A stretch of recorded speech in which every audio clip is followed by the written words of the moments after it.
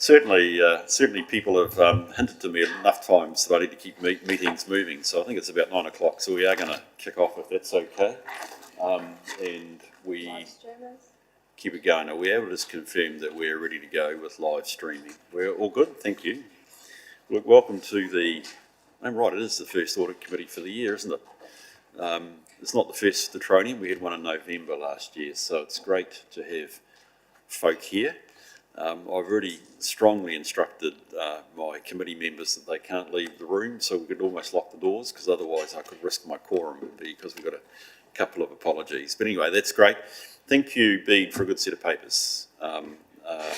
They're clear, and I think there are some good questions to have out of them, and that's actually what we need. So thank you to you and your team for the work I know you're putting into getting them here. It's 9 o'clock. We propose to have a break for lunch at 11:30, and hopefully we're a fair way through by then, and we'll see where we get to at that stage. Rightio. So look, with that, we'll start the meeting, and I'll move straight to the apologies.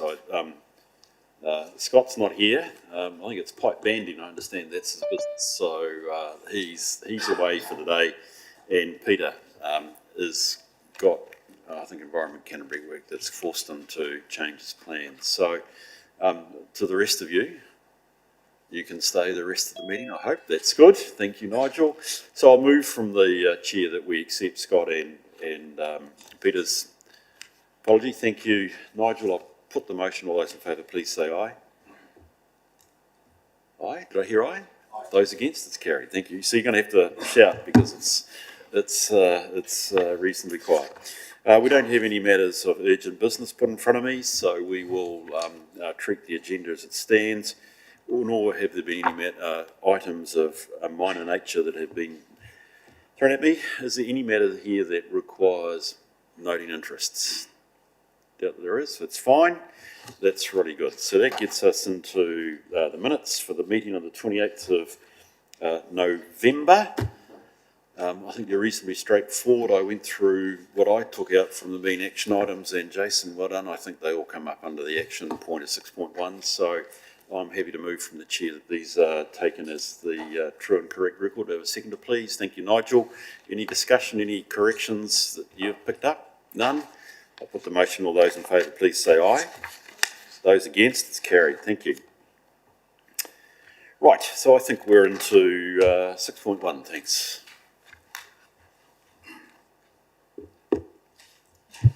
Thank you, Mr. Chair. 6.1 is the update on the public action points.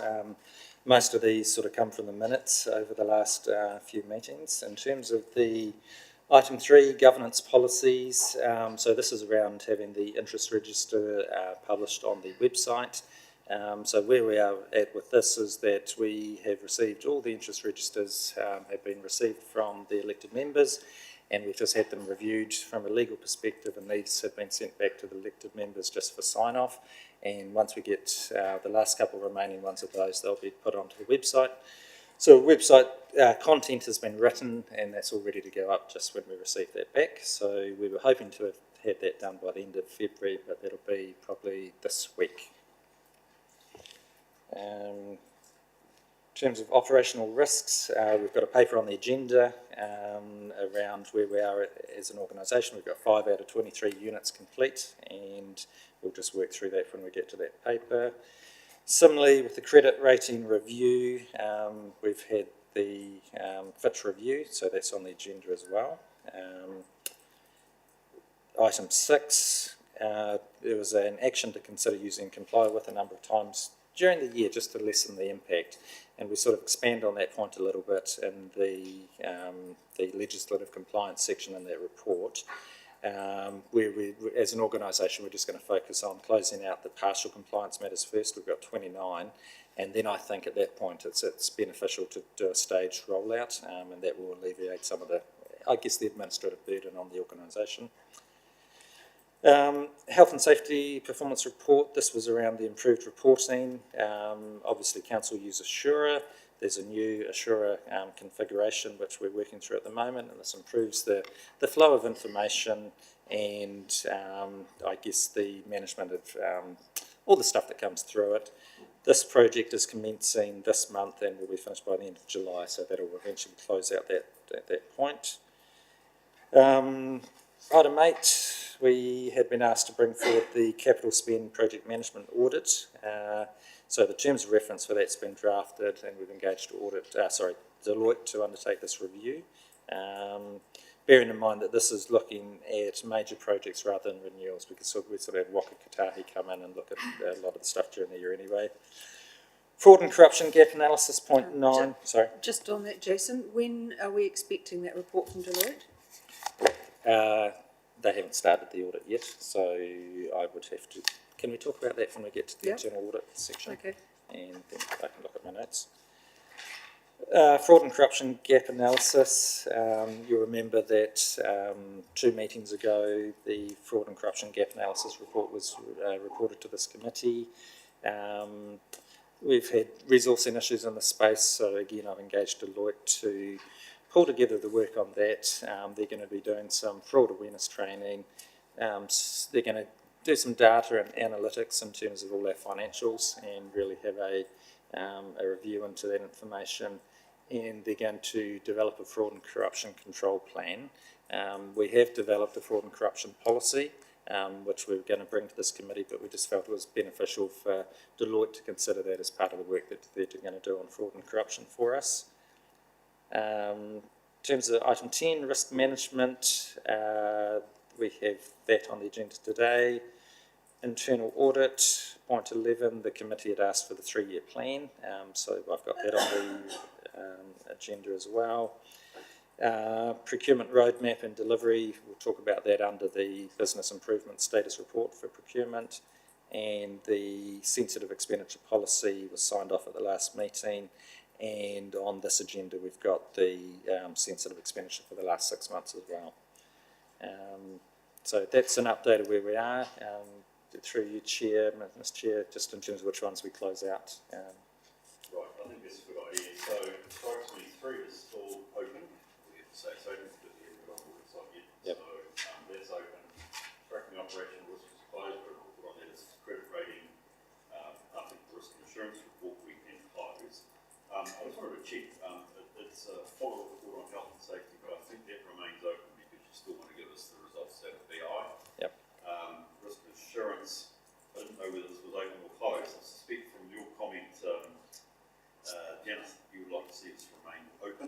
I think it is one that we would obviously like to see for some probably critical reasons. Yep. Similarly, fraud and corruption, I'd like to keep open, Jason. Yep. Because I think actually as a committee, we need to lay ownership of that and see it done. I think risk management is closed as an internal audit. Procurement roadmap, I'm comfortable that's closed. It's coming up under the item, but I think we still see the procurement policy and standard. We will talk about that more when we get to the actual paper. Sensitive expenditure is closed, so that's a reasonable cut-off here. So, do that, Chair. Yes, certainly. Sorry. Can you put your speaker on? Use my mic. That's what you're telling me? Yeah, sorry about that. So look, I routed through that. I think Jason's at least got those that are closed. I think we know which ones are open, so that's fine. Mr. Chair, just on that last one, 13, the sensitive expenditure, financial expenditure guidelines, can we, they weren't actually attached because they're not quite complete, so can we bring those back at the next meeting? They're substantially complete. There were a handful of issues, for instance, just making sure that they aligned where the Mayor and the Chair of the Audit and Risk Committee were required to sign off my expenditure. Things like a sensitive expenditure around alcohol. We just wanted to finalise those, so while there's sort of 90% there, they're not quite 100%, so if we could just leave it open to bring those back and get them ticked off at the next meeting. Brilliant. Thank you. That'd be great. So, Jason, we just changed that. The 13 remains open. That's good. That's really helpful, and thank you for the approach to making certain we keep the various action points going. So the motion is that we receive and note the update. Do I move in a second, please? Thank you, Nigel. Thank you, Michelle. Sorry. Shoot me. I owe you something for that. I'll put the motion then. All those in favour, please say aye. Those against, it's carried. Thank you. Rightio. Jason, I suspect it's you again on the work program. I think we can take it as read, by the way, but if there's any key points you want to make, please let us know those. Thank you, Mr. Chair. I will take this as read. Look, I have tried to just reformat it slightly to show very clearly the standing items that will come up each quarter. Then trying to sort of separate the audit and insurance ones out as well, because there was a whole raft of those ones, and then there's a few others in terms of insurance and credit rating reviews, which are irregular. So just tried to be clear around that. Under point 6, just a couple of comments which I'll take as read in terms of just some of the Audit New Zealand interim reports, which we haven't received yet because those audits haven't necessarily been undertaken, and happy to answer any questions. Thanks for that, Jason. Okay, comments? Yes, Janice. Okay. Just a couple of points where we've got the tax risk management framework, which is due 2 yearly. It would be, and there's another one down there which is 3 yearly. If just you guys will know the years, but if you could just note those, it's easier to roll it forward. And for the insurance renewal, you gave us some background this time, and the decision confirmation is needed in September, is that right? Yes. Yeah, because you're always sliding in at the last minute, aren't you? Generally, yeah. Yeah, okay. And so, because insurance is one of the key factors for this committee to consider, I think over the last year or so it hasn't necessarily come to this committee, so we're just trying to bring the committee on the journey as we go through it. So we've got a new broker in terms of Aon, who are then looking at all our cover and then sort of what we need to have as an organisation. We'll talk about that later, but I think it's a good approach. Yeah, thanks for that, Janice, and I agree. And Jason, you just said the right things, that actually we've got a header as to what is the renewal approach. It may be that we have to, well, it probably will be that September meeting where the actions that fall out of this paper would lead to that endorsement.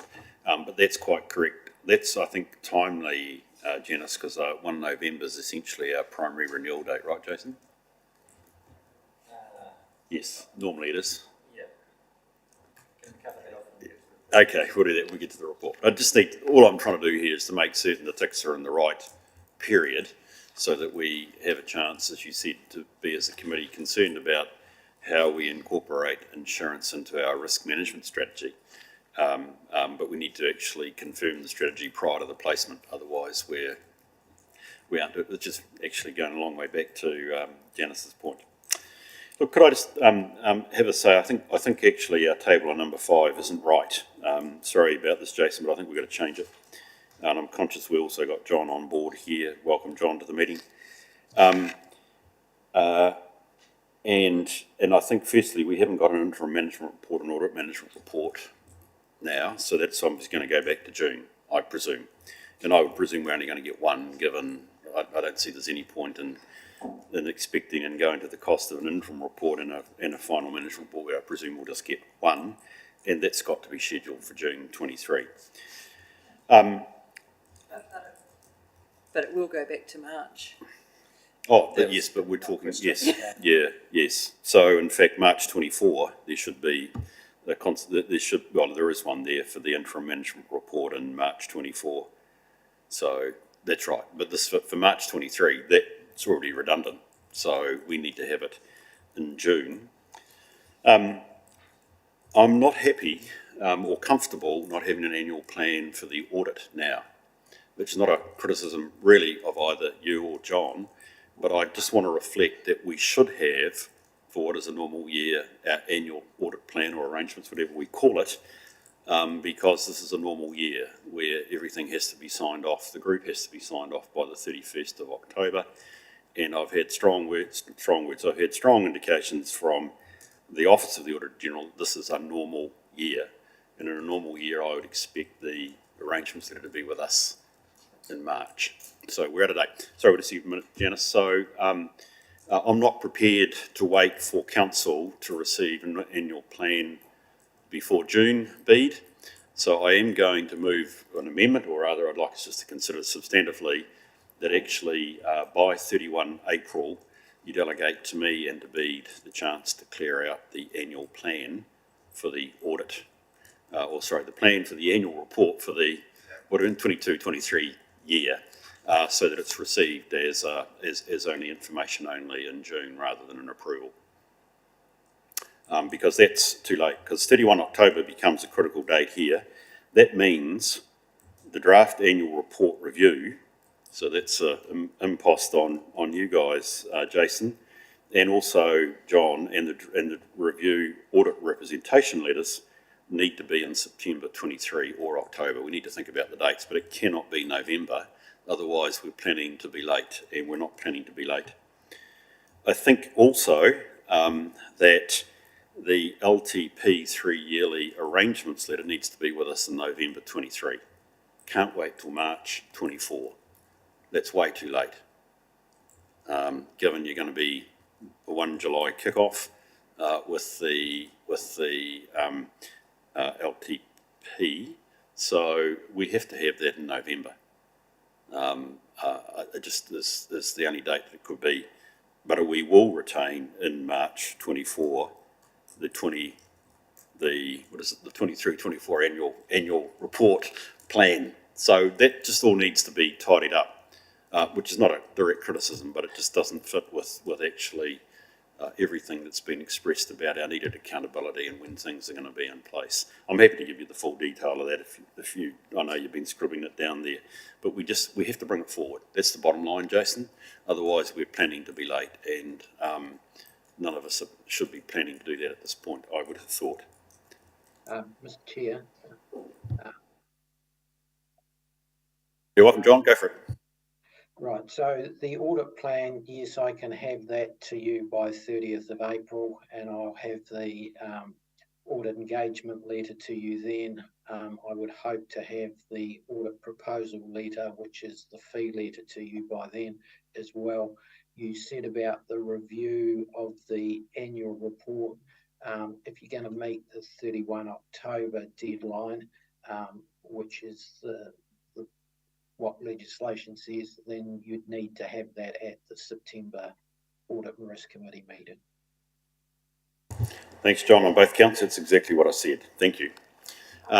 Okay, so I'd like to move to the motion, please, that we receive and note, and with the leave of the committee, without making it too formal, I'd like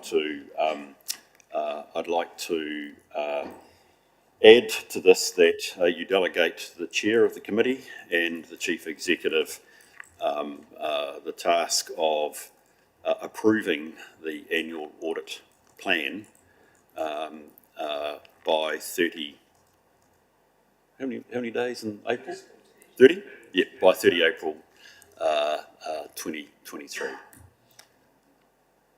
Actually, I should note in that, sorry, and thank you, John, for raising that. There's also the audit engagement letter and the fee proposal, which is for the future years we need to receive because we are at the end of our current cycle with Audit New Zealand. So we need to clear that. So if you could include the audit plan, the audit engagement letter, and the fee proposal, sorry, that would be important that you delegate that to me and B.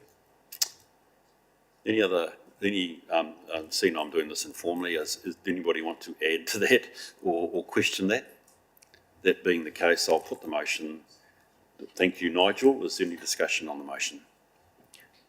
There being none, I'll put it. All those in favour, please say aye. Those against? It's carried. Thanks for that.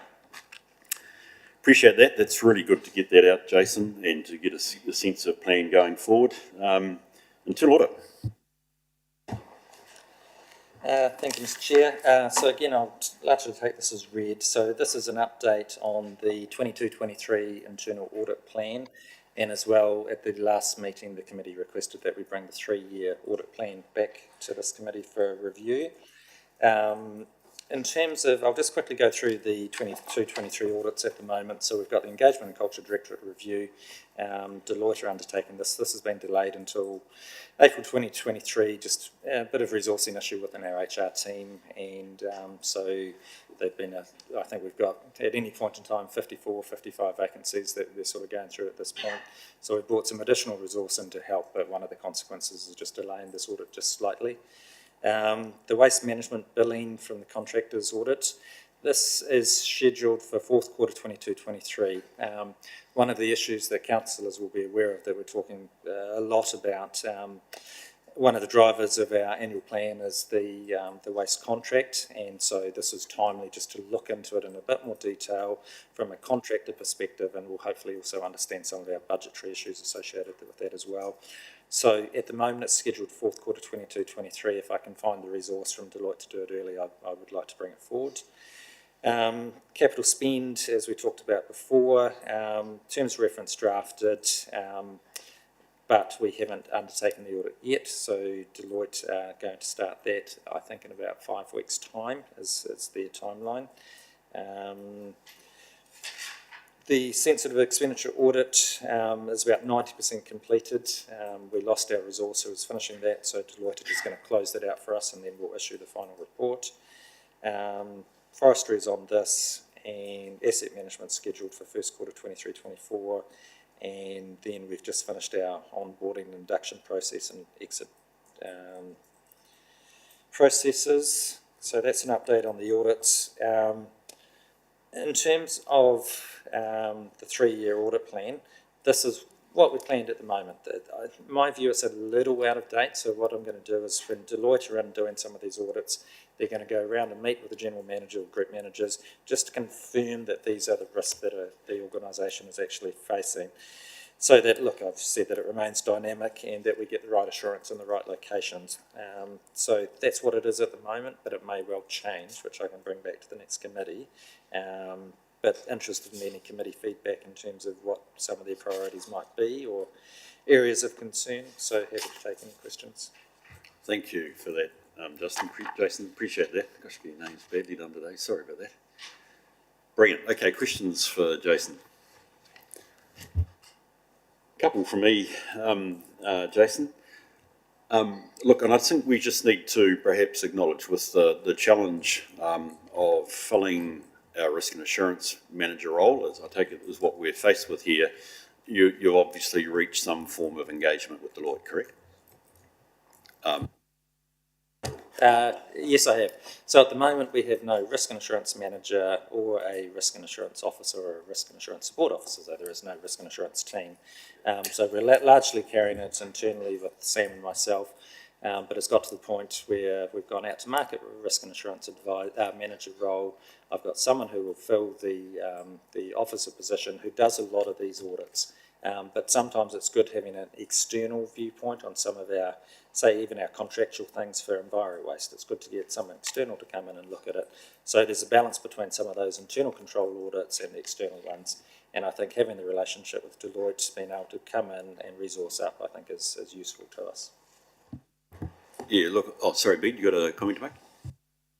I was just going to add that it also means when someone comes on, often out of that work, there is a work program that they can get up and underway, which I think is a more efficient use of their time in understanding the organisation than trying to build from scratch some of this internal audit work itself.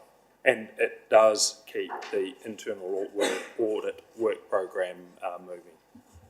Well, look, I'm comforted by the fact you've taken an alternate route to get, in this case, Deloitte in to do the work, Ben, Jason. That makes a lot of sense to me. One thing that I just wanted to say, I just wanted to check, I guess, here, Jason, is it would be normal for the committee to have access to the internal auditor. So I think going forward, to the extent that we use Deloitte, we need to think about actually, do we invite, is it David, is David, Seth, whoever your lead partner is providing that, because essentially they are our resource. And in any good internal audit position, the internal audit always has access to the committee, and I would think that would be useful, at least while we have Deloitte in doing this, taking this approach, which makes a lot of sense. So again, I want to be clear, I'm endorsing it, but I think we also just add that we asked David he can zoom in, that's fine, and it would be great to have him here, particularly as you say, we received this program, for instance, as on advice, knowing that you'll probably want to change it and you're looking for David for some advice. It would be useful for us to have that access to the internal audit. Minor point, but one that we could have going forward, please. Can I just check, please, on the engagement and culture directorate review. Piqued my interest. It's not, unless I have done this too quickly. It's not actually on our internal audit plan. Can you just expand for me what we want to do there? It makes sense. I mean, we've got some challenges, as most councils have, in resourcing. We already talked about internal audit resourcing in this item, let alone. What is its scope? I'm not certain I had been aware of that, and apologies if I have been aware, but I'd be interested to know. I could speak to that, Mr. Chair. Thanks, Eric. Welcome. We're basically, even before we're starting to feel some of the tensions around the pressures that we had. So we actually wanted to do an audit or review internally of ourselves and our practices. So we put that in place. Unfortunately, with I guess the impacts over the past several months, we've decided to delay it and push that out. But the intention with it is to take a better look at, in a more in-depth detail around some of our processes and systems, seeing where we can find more efficiency and how we might realign things. And that was really, the intent here was a really good learning exercise for us to look for improvements. Thanks, Eric. And I mean, obviously, I noticed also the onboarding and induction process. So this will be more about employee engagement, employee management support, review, all that sort of stuff. Is that correct? That is correct. So we're looking at it quite holistically. With this said, we have made substantial changes over the past couple of months already. We're not waiting for this review by any means. We have an internal process at the moment there. We've revamped our induction program with health and safety and well-being. We've also taken a broad look at the actual structure of our team to support. And as Jason was saying, we have over 54 roles that we're almost on a rotating basis that we're recruiting for over the past several months. So the impact is quite heavy. So we currently have a change proposal on the table for the team that's considering around how we realign resources and make sure that they're in the right place. So even though we still want to do this external view of us, we're still making changes that we deem as appropriate to respond to our current demands. It just shows you I can't even read. It's item number 2 on my list, isn't it, Jason? So sorry about that. Sorry about that, Eric. No, that's really helpful, and I appreciate that. Jason, the other one then I had a question over, given it's one that's coming up and will be done prior to our next meeting or just as our next meeting occurs, the operational spend monitoring and management. Can you give me just a quick heads up on what you hope out of that?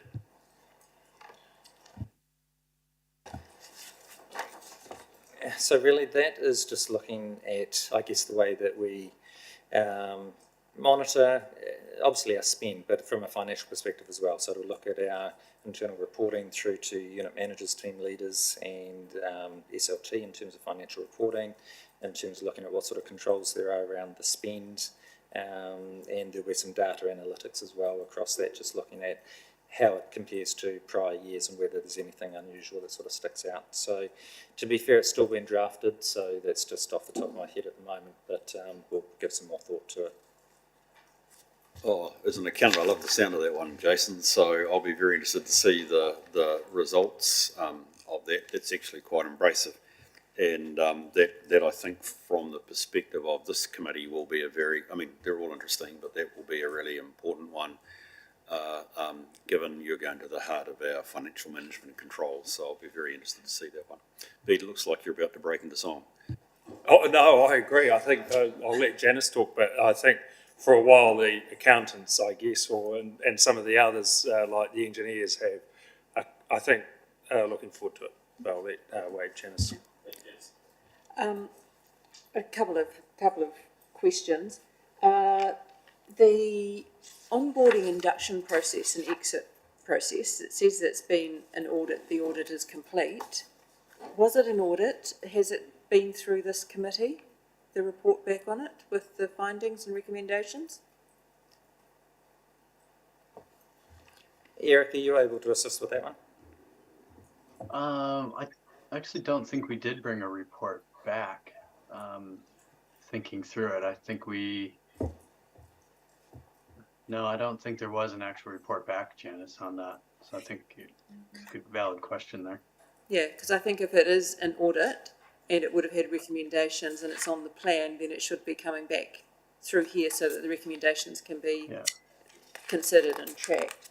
I think it was probably more a review, and it touched on areas like our health and safety induction and making sure everybody who arrived had a formal induction to health and safety, and then that actually we were steadily working our way through the entire organisation. So not an audit in the sense of, I think it's probably a terminology issue, but it was a review about making sure that we had good, proper induction processes, because stemming back from the incident we had at the airport in May, we identified, for instance, our health and safety induction and our onboarding needed some work, and so we've worked quite steadily on that, and it was really a review of some of those areas that led to this work. I think I'm probably speaking for you here, Janice. Point taken, Bede. I think in the long run, we're developing this as our program. It would be useful for us to be briefed more appropriately or formally on actually the outcome of that. I think is probably your point, Janice. Yeah, if it's formally on the internal audit plan, then I expect to see the internal audit reports coming back through here. If it's something that you're just doing as a review operationally, then I don't expect to see it here. Would be that. Just some comment. I didn't review the proposed schedule really, because it's going to be changed when Deloitte review it. But what I find helpful in other organisations is to actually see the previous 2 or 3 years, so you can get a sense of the regularity of some of them and what items have been covered in the prior years, and Deloitte probably need that anyway when they're doing their review, and just to indicate whether it's anticipated that it would be internal or outsourced is helpful. A bit challenging when you haven't got a team, but that's, in the long run, that's helpful. Yeah, thanks for those comments. Are there any others that people would like to make, Michelle? Or no?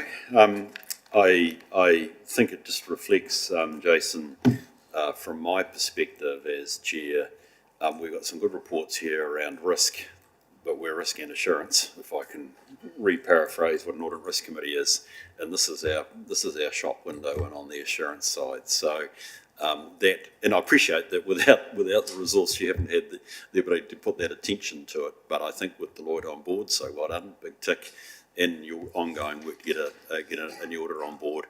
Ultimately, us just reworking the internal audit process, starting with internal audit charter, having the internal auditor, all that sort of drama, I think will be valuable. So appreciate that. This is a really good start, and I'm liking some of the key work that's actually going to happen there. Can I move to the recommendation, please, that we receive and note the report? Do I have a mover and seconder, please? Thank you, Janice. Thank you, Nigel. I'll put the motion. All those in favour, please say aye. Those against, it's carried. Jason, it's a hard day for you, mate. You're still talking, I think, the forestry. Thank you. This is one of the items that was on the internal audit program.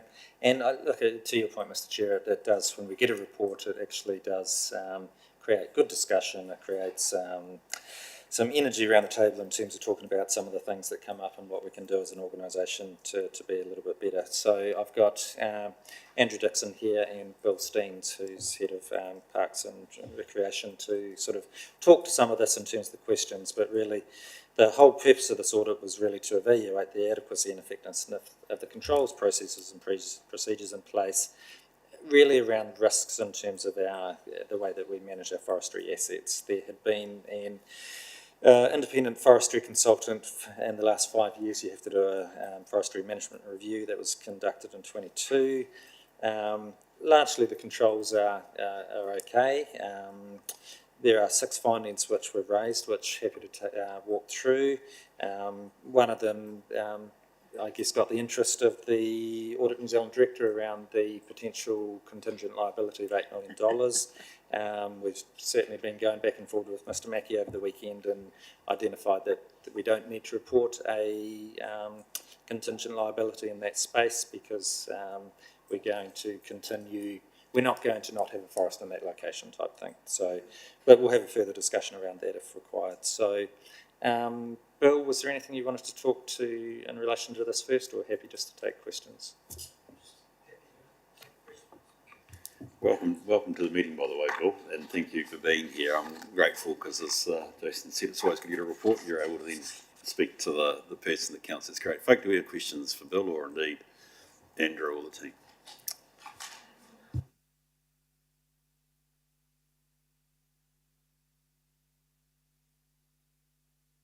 Oh, that one, sorry.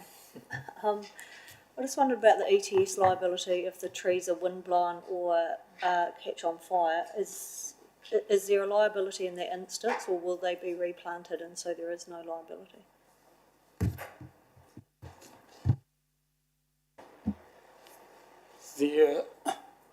I think the ETS generally looks at the overview. So if there's one or two trees windblown, then it doesn't impact on it.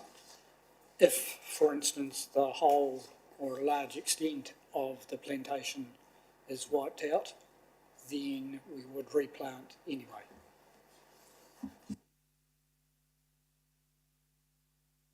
Is there a strategy to that effect? Is it policy that that's what would happen?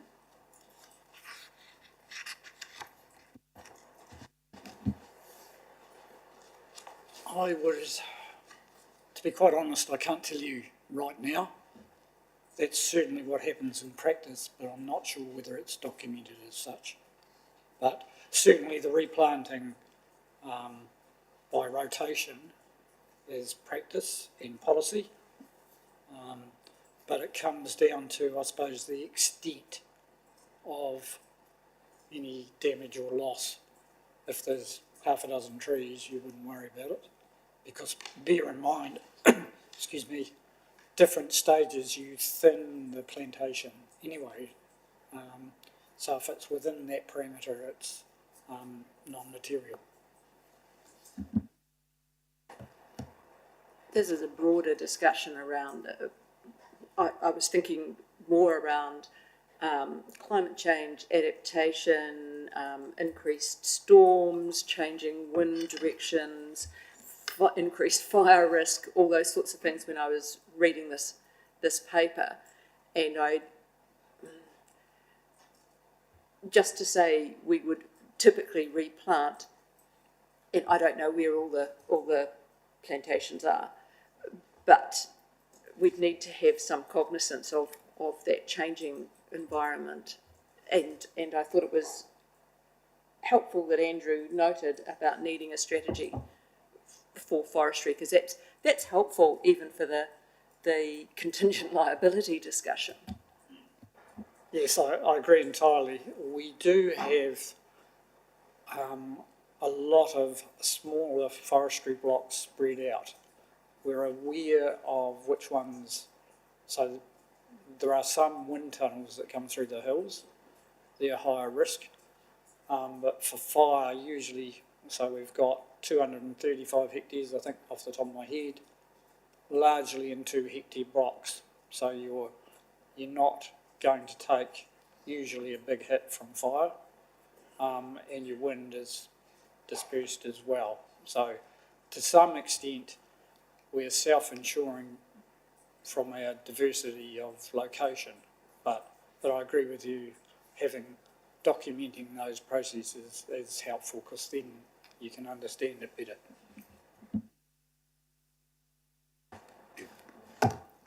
Michelle. It was just around a requirement for a return from the forests. Does it specify what the ROI should be, or just that it needs to be positive?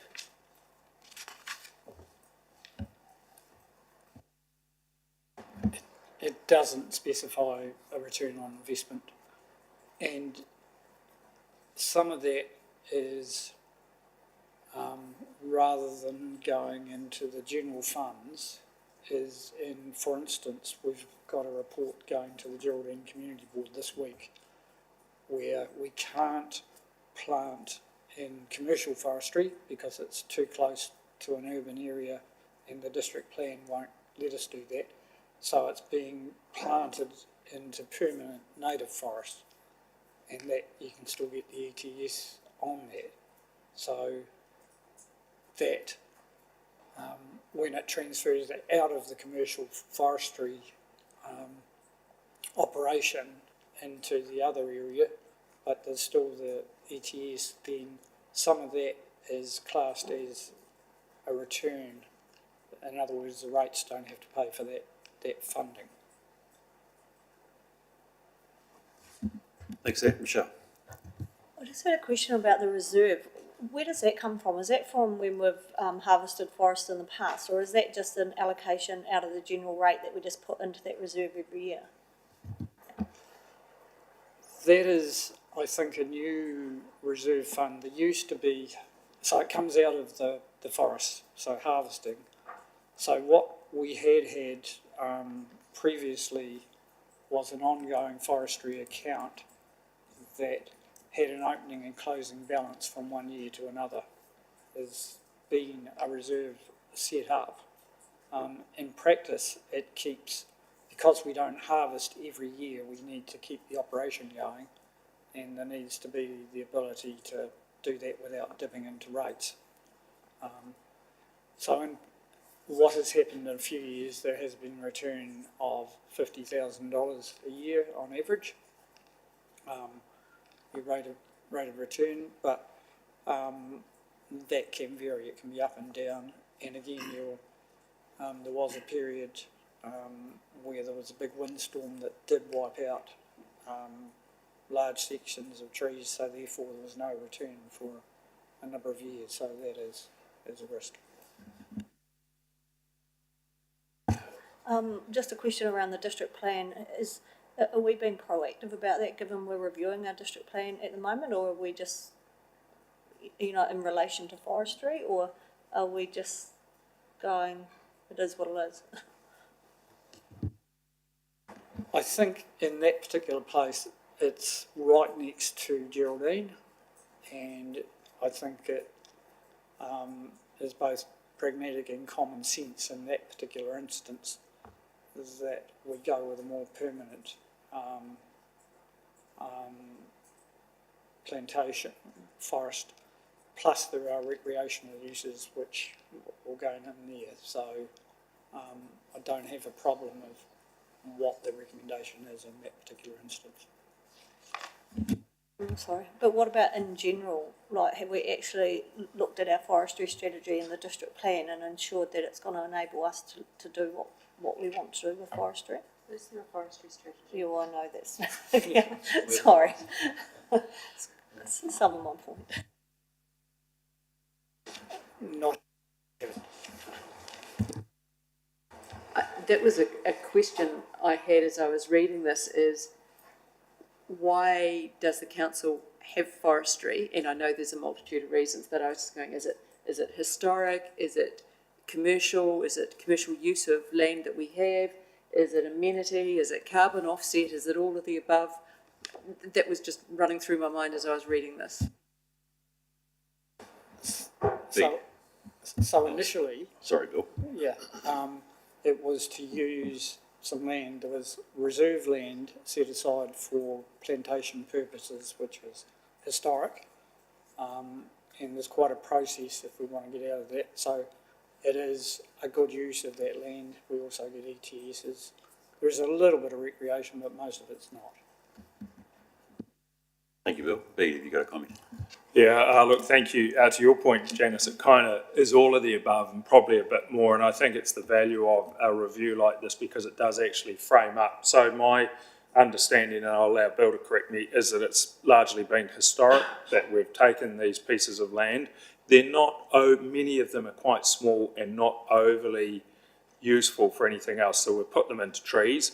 It's had a sort of an incidental effect in terms of a benefit with the carbon credits, but some time ago, Andrew, was it a year or so ago, TDHL did some work about forestry for carbon offset, and it came to the view that actually it was accompanied with quite a lot of risk for the very reasons you're raising. Increased fire risk, increased wind blow, storm and so on. So there's quite a lot of risk attached to it. And in our own submission around agriculture and going into the ETS, we noted the concerns about having carbon planting with forestry as opposed to using indigenous, because that increases biodiversity. So I think actually what this has done is bring to the fore something which is timely in a way if you look at our LTP about what is the best use of that land and what should we be doing and what does it mean in terms of our carbon credits. But in many respects, the forestry activity has sort of hummed along in the background, covering its costs, not causing a lot of friction or anxiety for us, and then you do a review and all of these bigger questions pop out. And so that's where it's come to. The idea of the reserve, Bruce, you might remember, was it sort of 10 years ago we had to start being very specific about reserves, but it enabled us also to see, was it covering its own costs, which to your point, Councillor Pye, we're not dipping into the rates to fund the activity, because the very purpose of it is that it doesn't touch rates, it's actually self-funding. So there's quite a mosaic, if you like, of factors that go into making this now relevant for that strategy to be looked at and for this. And putting aside that we had some issues around whether we got the the review was correct about some of the ETS, it frames a much bigger issue about actually that activity, when aggregated up across all of those little different blocks, is material enough to merit a structured strategic approach to it. So I think it's reasonably clear. There's limited question here other than, and I think you've said it's all been fixed, Bill, around health and safety with contractors and what have you, that, from a day-to-day perspective, we could probably argue that out of this it's well managed, but there's still the bigger strategic question. So I guess, and I'm looking probably you, Jason, as you're the preparer of the paper, where to from here? I mean, it's a good snapshot. It says we're, as I said, strategically we're a wee bit not there. So what's the action that comes out of this? Well, look, I'm happy to respond as a starter, Mr. Chair. I think the action out of it is that through Andrew and Bill, we take a strategic look at forestry. We leverage off the work that was done by TDHL because they did it specifically, and we were aware of it. We contributed to it, and I think what we do is we take that sort of collateral, we take our holdings, and we look at it and bring back something for the long-term plan about here is our long-term approach, because I think it should align with our climate change approach as well. So there's a number of pieces, and I think the piece here is that the next stop is somewhere as a draft sort of strategy which goes into the long-term plan, is very broadly the way forward that I would see from here, but it's a starter to be the basis of a discussion.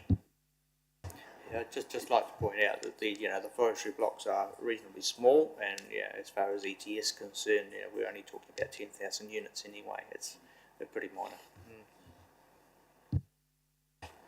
We do have some immediate issues with Audit New Zealand that we're just working through around some accounting disclosure information, because the report called out the fact we need to have a contingent liability, which we've worked with Audit New Zealand, which is not the case.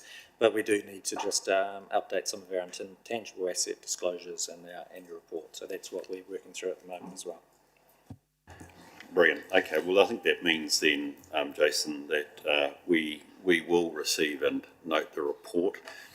We won't list the action that follows that one up. But effectively, what I'm hearing, Bede, and it's quite right, and it probably, we're not a policy committee, so I don't think the forestry policy or strategy should necessarily come back here other than for us to be aware that you've dealt to it.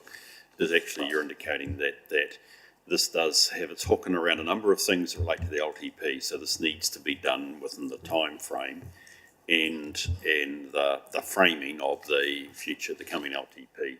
Bear in mind, exactly your point, Andrew, is only 60 lots and 235 hectares, but it also has an accountability issue, as we've seen here. So it's one of those small, sort of almost, sorry, Bill, I don't mean this in this sense, but I'm going to use the word irksome issue, but we just need to tidy it up. So there's an activity management plan where I think that sort of issue gets wrapped up. But while the numbers might be relatively small, I think there is an issue here for council to consider in terms of its contribution to adaptation, mitigation, etc., around its climate change approach.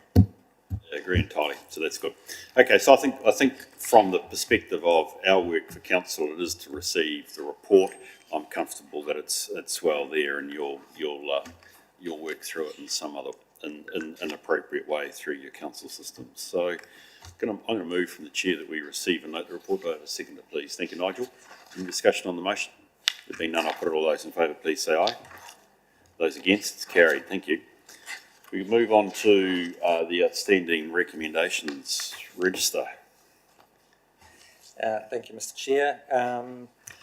So I guess following on from the forestry report, the organisation has an obligation to track all our outstanding recommendations so that we give assurance to the committee that we are following them through and closing them out.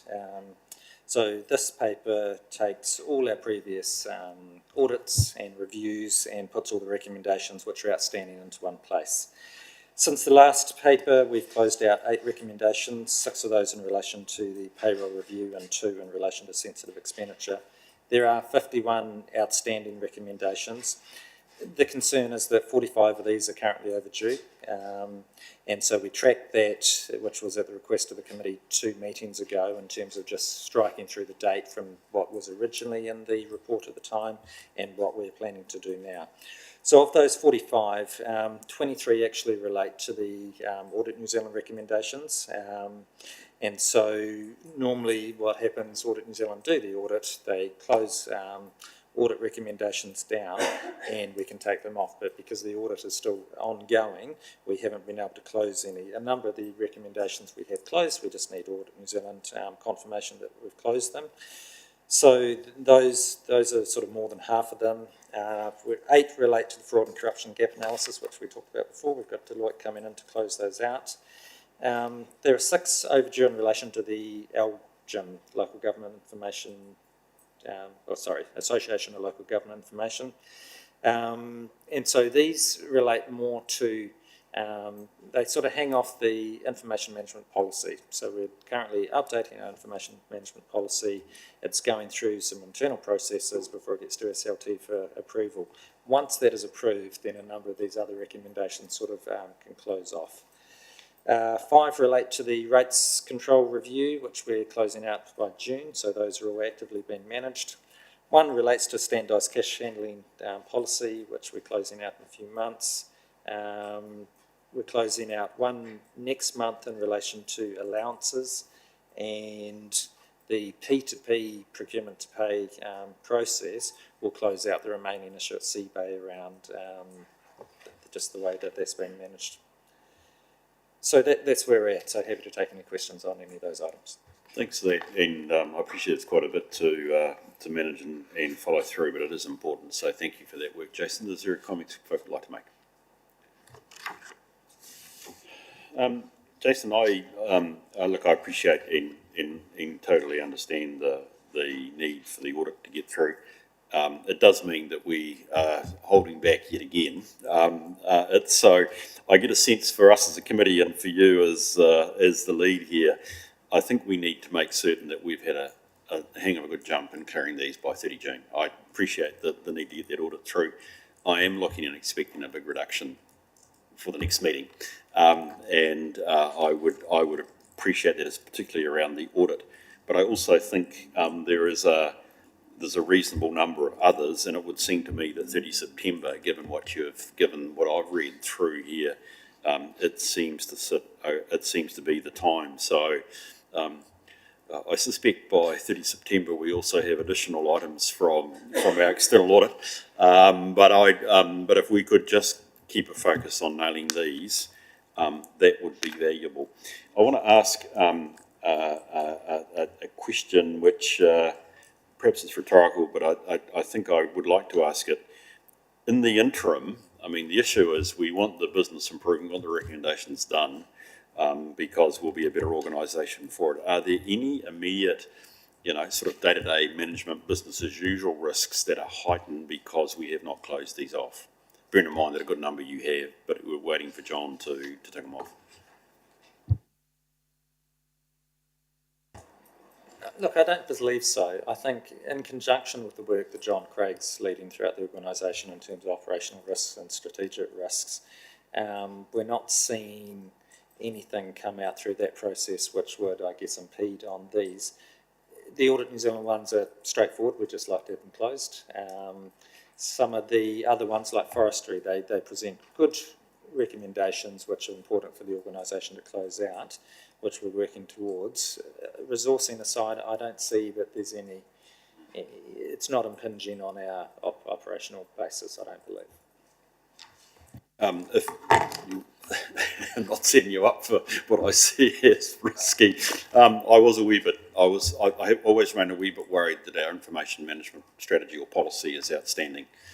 That's not to have a crack at anybody, but it's a difficult area, I think is perhaps what I'm wanting to reflect here, and the longer that remains outstanding, it does give me a half cause for concern. Perhaps I lack total knowledge to know why I should be concerned, but it does. So I just want to reflect on that. Okay, any other? Yes. On that information management policy, because I had a question as to where it was, when is it going to be completed? So we're doing a sort of a policy refresh throughout the organisation. So the strategy and corporate planning team, along with the rest of the organisation, have reviewed all our policies over the next 3 years to prioritise which ones are not important, because they're all important, but which ones have priority over the others. And so as part of that, we're going through a new policy framework, which has been implemented throughout the organisation.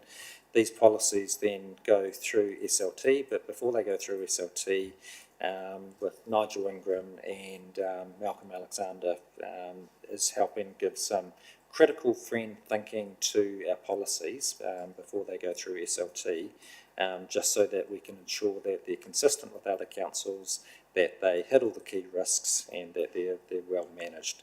So that's just taking longer than we had expected to set up. The IM policy has been put into the new format and is just ready to go through SLT in terms of that next step. So by June, that policy will be signed off and brought to this committee. And we'll see it here, Yeah. yeah. Okay, and just on your previous comment, when Bruce asked you about any risks in here, really, you said resourcing aside, and that was the risk that I saw, I highlighted every time resourcing of any sort was raised in these, and there's a lot of highlighting on my papers. So why is resourcing, maybe this is you, Bede, why is resourcing still such an issue? And I know it is an issue for many organisations, but it seems exacerbated here. Yeah, well, it's kind of at the moment the core question we regularly ask ourselves and seek to answer, and I think there's probably a number of factors. One, we've come off quite a low base in terms of our policy team, and a number of areas where we have sought to be doing work or initiating work streams. So if I look at it, we haven't had we've got finance to a resourcing level now where we can have business partners, where we can work and produce management reports, but it's taken a deal of time to do that. But until a few years ago, we had no audit and risk committee or audit and risk team. We had no program delivery. We had no health and safety.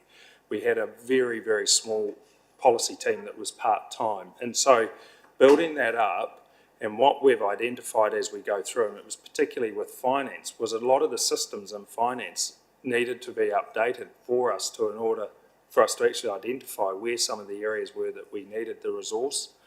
And then when we've got resource, look, to be honest, it hasn't always been the kind of resource we would have hoped it would deliver. And of late, we have become somewhat more discerning about not accepting just anybody who comes through the door, because actually there have been applicants for roles, and we've elected quite consciously, or decided quite consciously, they're not the right person for the role because of the need to have people at the right level who can, with the skills to deliver the work. And that is slowly but surely, it is righting itself, but it is not an automatic or a quick fix.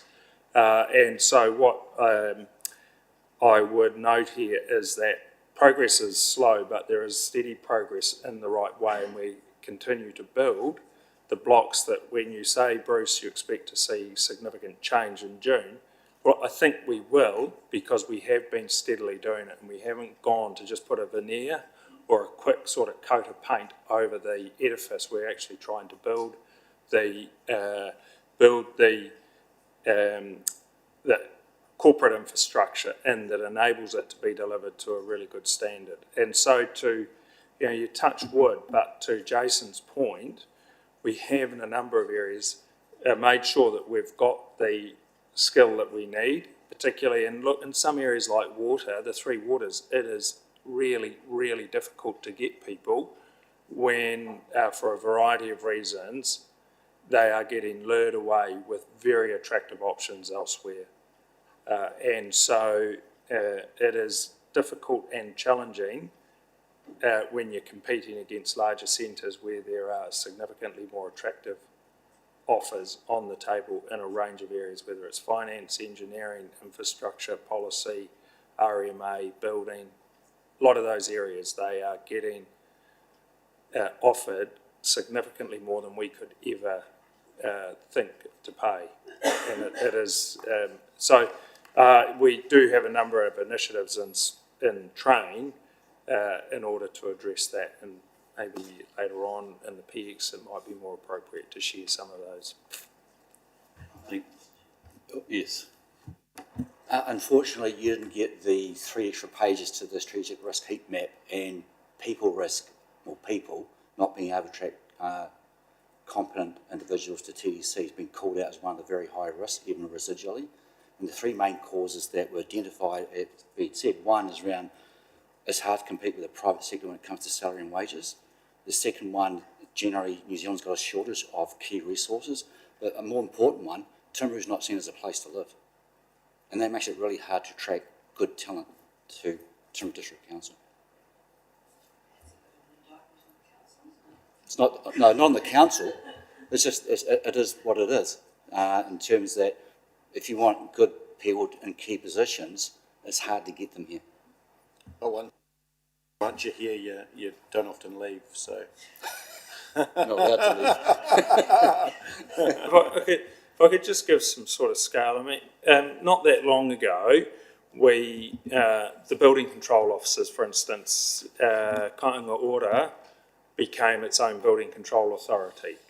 So it then went on a significant hiring initiative, if I put it politely. And in order for us to make, and then there were private sector providers, and we had to move within a few weeks, this is a while ago, with $15,000 to $20,000 movements simply to stop it.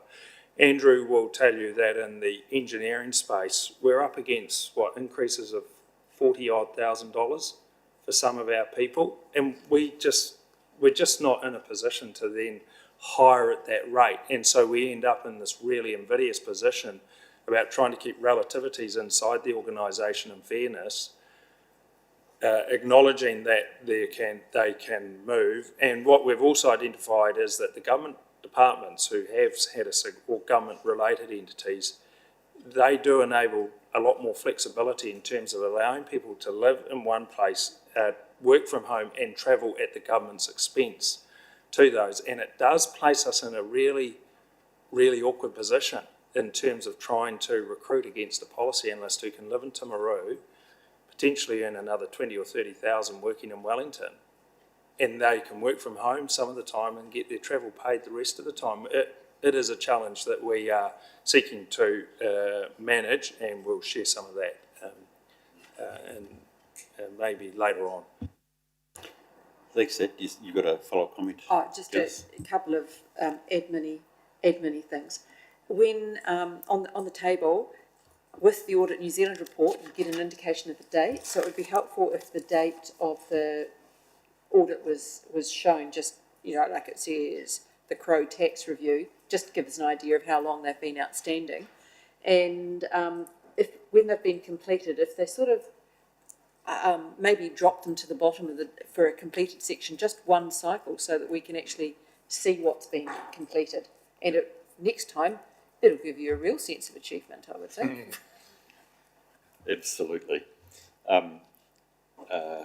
That's good. So look, thank you for those questions, Janice. Again, the value of a good report. So BDS, I had noted anyway that when we have your session, it might be good to pick up on the resourcing issue, because thank you for your input about the missing pages out of the strategic risk register, but that would be helpful just to have that. Look, I just thought it's worth note, under paragraph 6, there was an outstanding risk assessment around the landfills. We had a pretty good discussion on that last time, didn't we, Andrew? And I know you've got PDP in there, so that looks like we've got a 30 June clearance of that, which would be helpful, again, even if it's only to look towards our external reporting, which would be superb. So with that, thank you, that's really helpful. Can I move to the recommendation, please, which is that we receive a note report? I'll move that. Do I have a second, please? Thank you, Nigel. I'll put the motion. All those in favour, please say aye. Aye. Those against, it's carried. Really unfair of me, Andrew, and I should have asked this under the forestry, but I didn't read my notes. Obviously, with those small holdings, we don't have a problem with slash, do we? No, it's good. I mean, I could well imagine our blocks are close to rivers. No? Generally, they're not, no.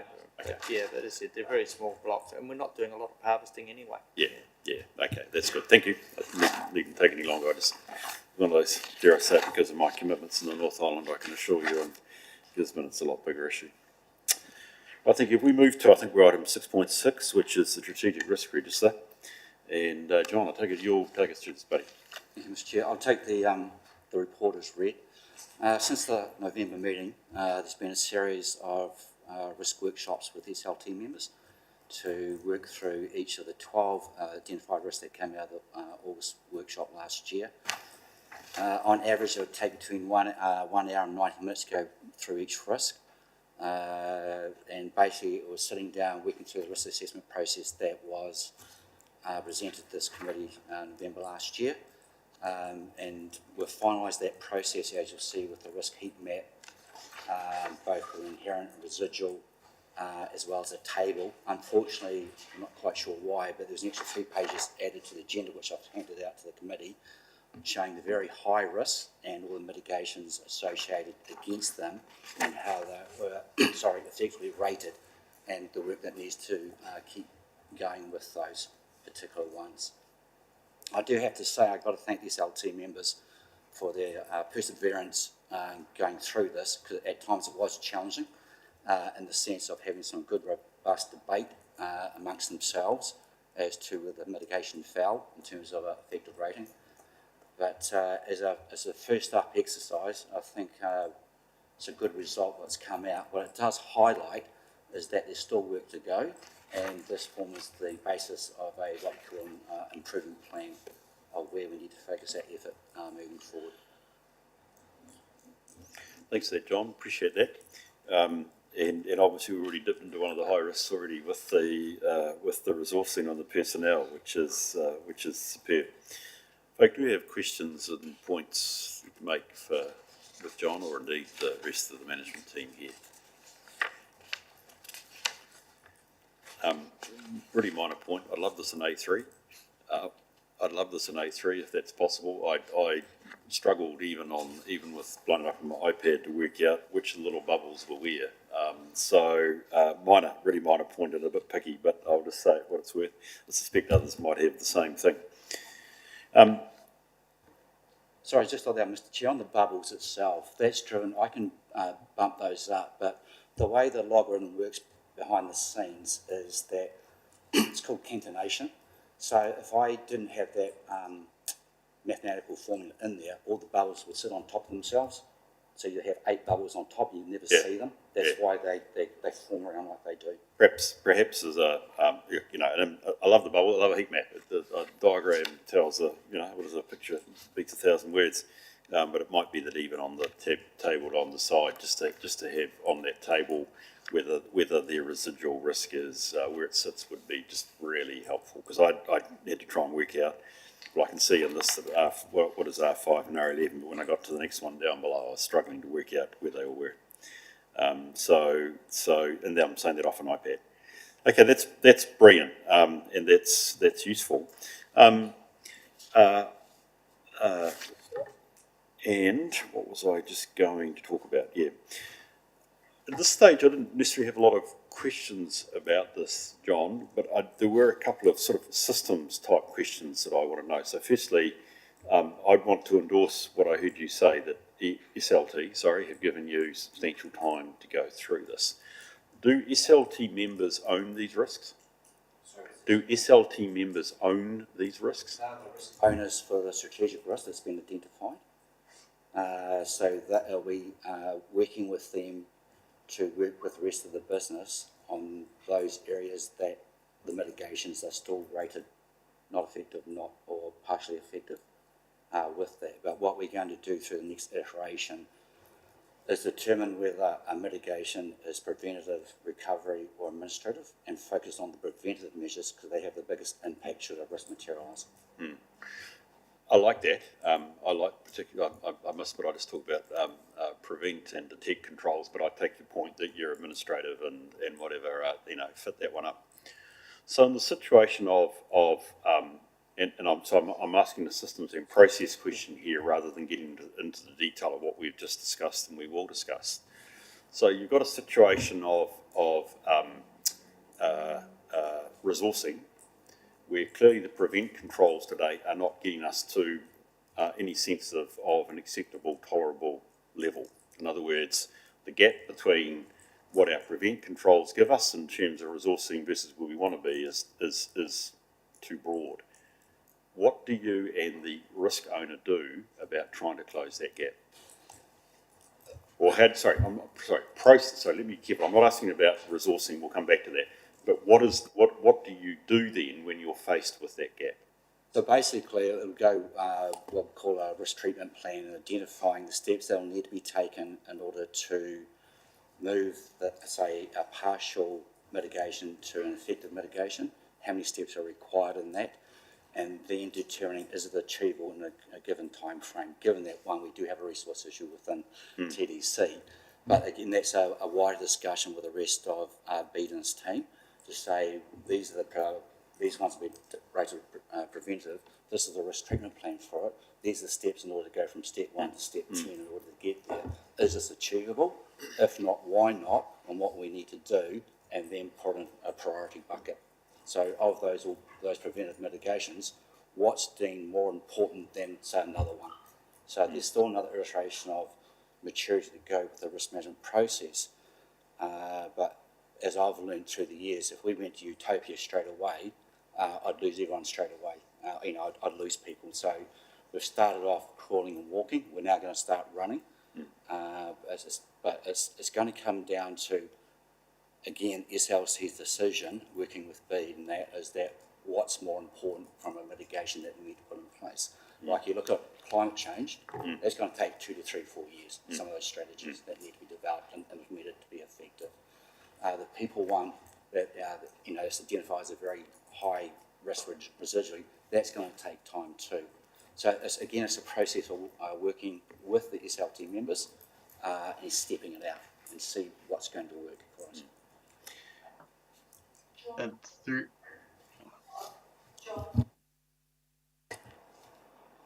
How does risk appetite that's set by council presumably the risk appetite set by council on each of these strategic risks, how does that fit into your management of the mitigations and the gap, etc.? So I understand some work was done around risk appetite before I arrived here, and I believe that needs to be revisited.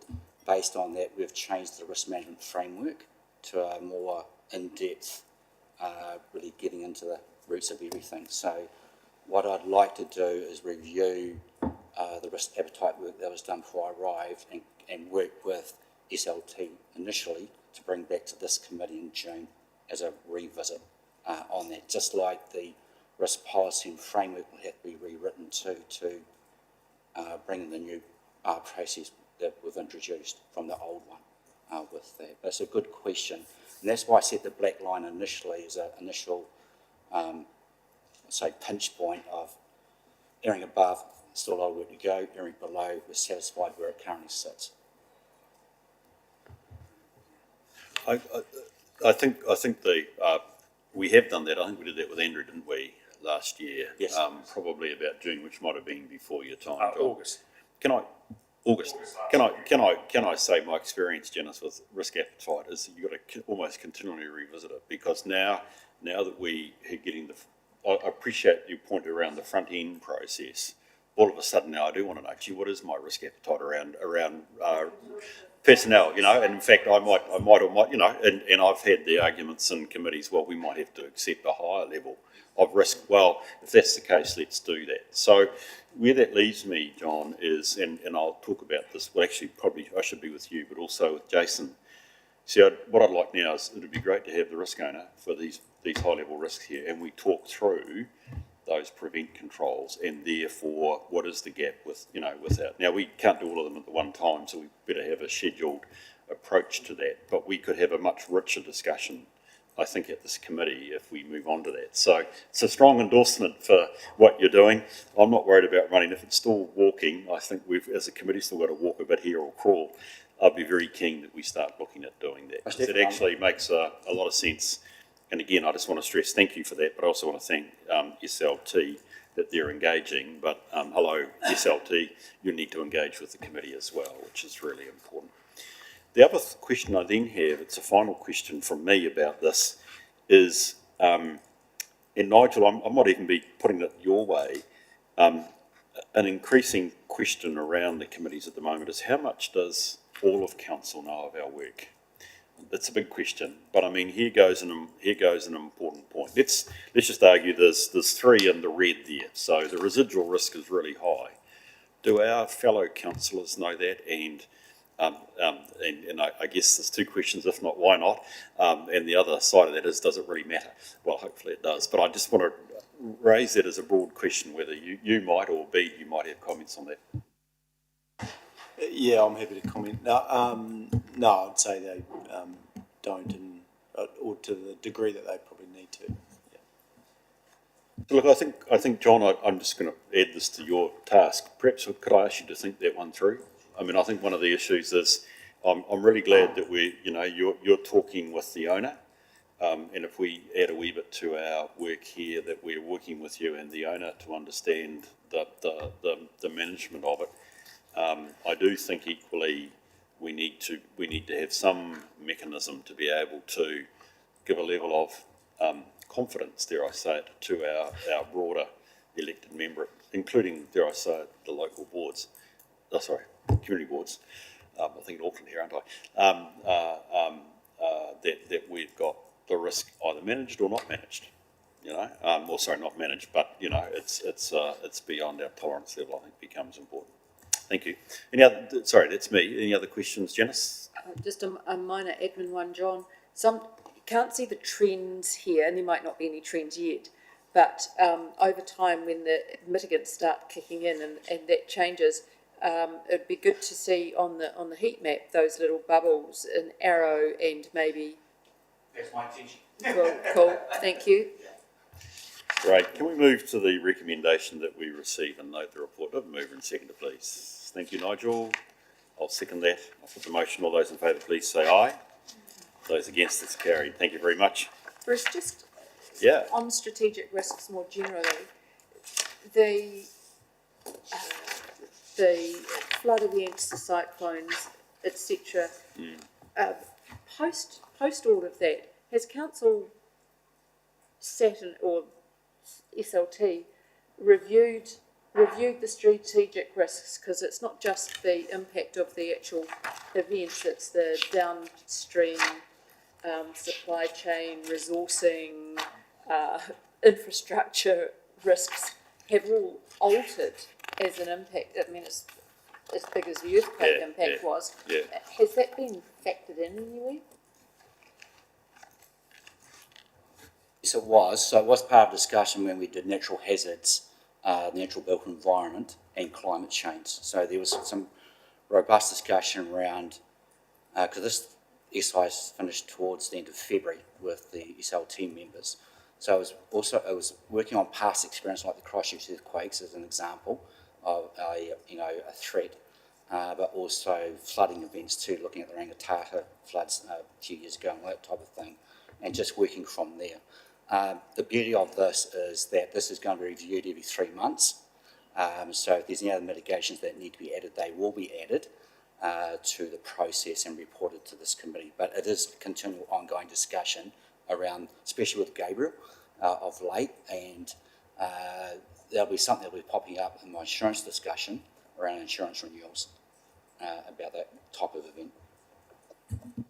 Because it's going to be bigger than just the event itself. It's, you know, you're already resource constrained. The resourcing constraint might come in a different area for infrastructure, designers, that sort of thing. So good to know you're on. It's an interesting question, and as I hear it, it almost is, how do we frame it into the work we do as a conscious or very visible, tangible way? So we have discussed issues arising from it, whether it's Your Worship, some of our hut communities and their exposure in terms of these rivers that might really come up, in terms of the roading network. But other areas it finds its way, as for instance into the microfiltration plant, because ironically our water supply, potable water supply, is most vulnerable when there's lots and lots of rain, not when there's a shortage of it. And so it's a question, I think, that's really well positioned in terms of actually how do we formally give it a visibility, a tangible visibility about what is happening, because we do factor it in, but is it visible how it's getting factored in and considered in a very visible way at council and committee meetings. So I think that's, because it certainly, when we discuss issues around activity management plans or whatever, in our long-term plan, we started that, the effects of these sort of really almost calamitous type weather events was considered, and how is it then done? And it's that, but it's the tangible visibility, I think, that it needs. Yeah, that long-term big stuff is fine. It's the more immediate impact of resource shortages due to staff and people moving, equipment moving to repair and fix. That I just want to make sure that downstream shorter-term stuff is being considered as well. Well, actually, Andrew, it looks like Andrew's going to answer that, so I'll let him go. We have a lot of provisions in place for under our emergency management planning for that short-term, I guess, initial responses, and we work very closely with our contractors as well in that area. So we have a team set up internally, and so we can resource over longer periods of time, etc. And we are fully aware of the supply chain issues as well. So our contractors do have appropriate stores in place to initial response. Yeah. It's the longer term recovery is what can be a challenge, and we're still dealing with some of the repair works from the heavy rain event last year. Yeah, I wasn't so. Our response to an event, it's how our business as usual is impacted by this event. So, yeah. I think there will be a lot of learning as we watch the Hawke's Bay and the Gisborne and Wairoa issues, or actually Auckland, to be honest, as well.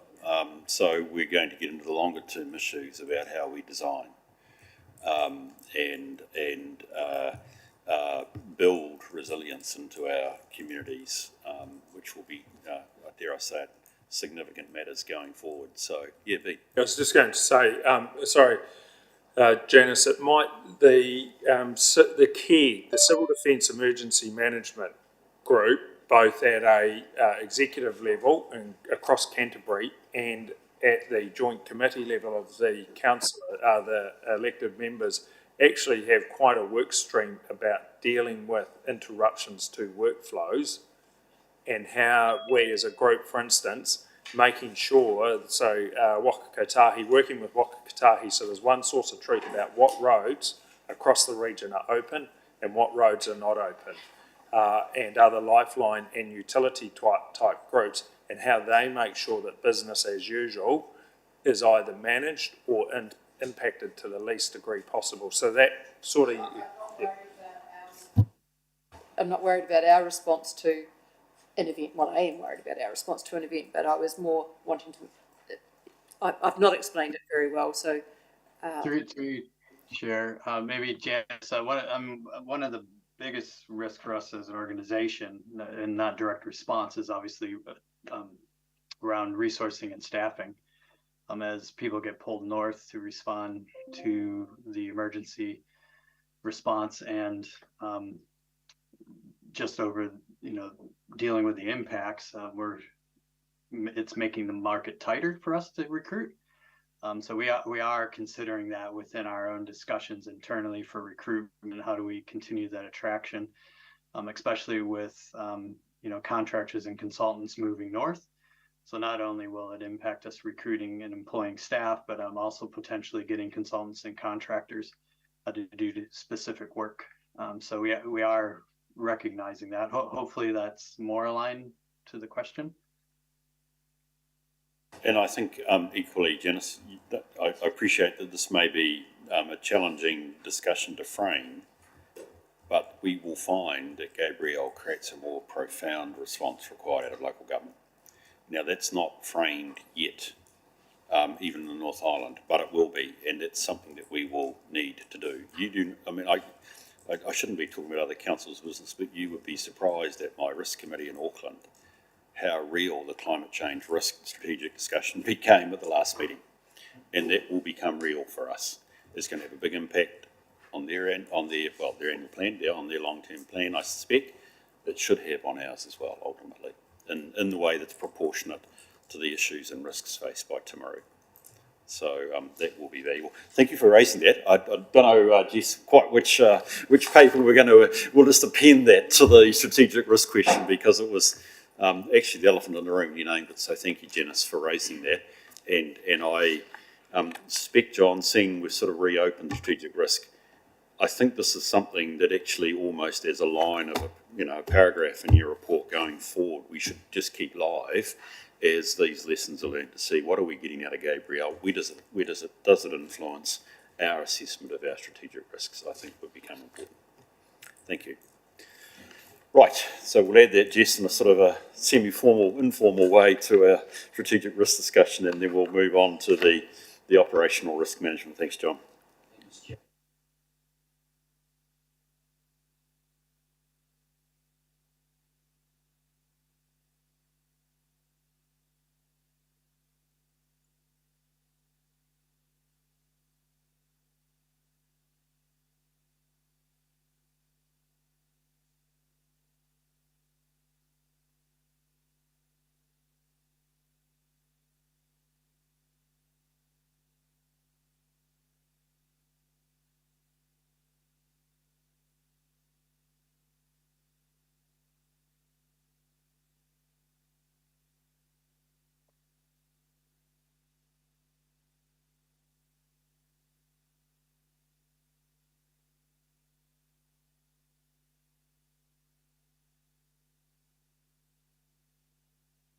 Involved in the process. And I have to say, there's been quite a pleasing movement in understanding, a paradigm shift of people understanding what a business risk is from when we first started the process to where we are now in each of those teams. Again, a lot of robust discussion went on, challenging amongst themselves, especially when it came to measuring the effectiveness of mitigations. But at the end of the day, they all landed on the same view, and everyone was comfortable with the final output that's been generated. There's still a lot of work to go. This is a timely process. It's a marathon, not a sprint. But the intent is to have everything completed by the June meeting. Again, it comes down to availability of people having the time on top of their BAU there's been a resurgence of COVID in the area, so we've lost people to sickness, and we had the December, January holiday periods. We're making good progress. As I said, I'd like to have this all completed by June, if everything lines up. Thanks, John. Do we have comments or questions from the team? I do, John, if I could just kick off a couple of questions. I was a bit uncertain what the light green and dark green meant on your graph on page 69. That's paragraph 9. Can you just explain that to me, please? Oh, sorry, that's where I'm at. I should have put the index in there. Where I'm at percentage-wise of completing the risk assessments with those business units. The dark green meant is completed, 100%. Brilliant. And just remind me, program delivery, no team in place, and we're back to our resourcing. Can you just, what is program delivery going to do, Jace? So program delivery is another one of my units with no one in it at the moment. So program delivery looks, because a lot of the program is delivered within the infrastructure group, but the program delivery looks across it. So when I do the annual plan or the LTP planning, I've got a corporate view of what the capital program looks like. So I've got a program delivery analyst role vacant as well, which helps out the program, just checks from a corporate perspective how things are going, how they're tracking, and when they're going to be completed. And brings some consistency and corporate direction to a program. Brilliant. I thought that might be a key one that's missing. So again, no criticism, but it's reflecting part of the issue, so that's fine. John, just want to pick you up on one of your bits of comments there. And I appreciate that at this stage, this is on top of people's BAU. But good risk management is BAU. So I appreciate that at the moment, as I said, it's on top of. What are the plans to enable risk management to just be part of BAU? How do we do that? About this, sorry. It's a cultural journey. And as I said beforehand, when I first started with each of these units, there was, a lack of, a greater appreciation of what business risk and what risk meant generally from a business perspective. For those that I've completed the exercise with or working through, in my mind they're starting to get it, and I'm seeing more and more discussions when they talk in the different meetings I've been with, they start talking about business risk. So it will take time, because we've started a whole new journey with a new framework, new methodology and all that, but it's a journey of understanding, and what I'm seeing is I'm starting to see that happen. People are starting to understand what business risk means to them. And, one unit's really excited that while they had quite a few highs in there, it sets the tone for them to work with the rest of their team of ensuring that they get those mitigations down to an effective level, but it's a team effort in doing that, not just left to one individual. So that's the pleasing part I'm getting out of it, that they collectively want to get on with this. Look, thank you for that. I'm going to probably, the more we talk about this, the more I'll come back to that point. So I will be very interested to understand how we migrate it. In terms of the actual individual organisational snapshots, thank you for a view on this, and it's obviously something that we should be worried about. And I probably have a number of comments, but actually I want to come back to emergency management. Dare I say it, Janice, because this is where I realised I had a question as well. My eye looking at all of these has gone to one of two things. Either have we got a residual risk that's in red, or indeed anything that's got a consequence of major or higher. So I am skipping over information management, where I noticed 4 out of the 8 had a major consequence, even though their likelihood varied from probably unlikely through to likely. I was interested in the operational risk heat map for emergency management, where the 2 that remain in red is EM work across the 4 Rs, and I presume EM is that? Oh, that's emergency management. I thought it was elected members for a moment. And particularly the next one, the EOC engagement and availability.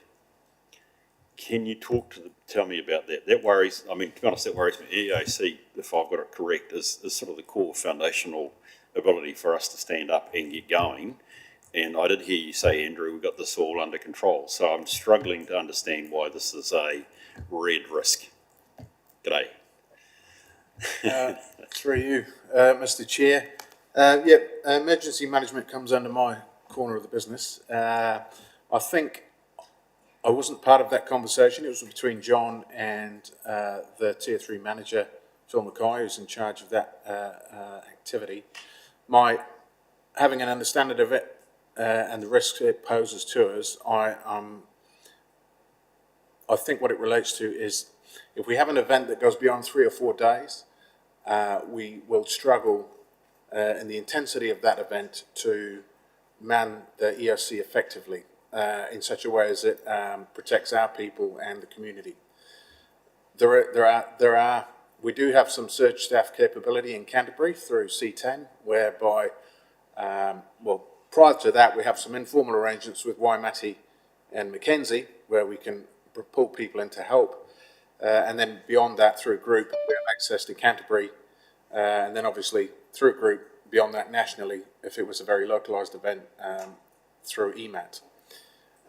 So there are things to help soften or mitigate that risk. However, if we were, for example, it was AF8 and everybody was putting out fires all over the South Island, it'd be unlikely that we'd have that support. There would be bigger fires burning elsewhere.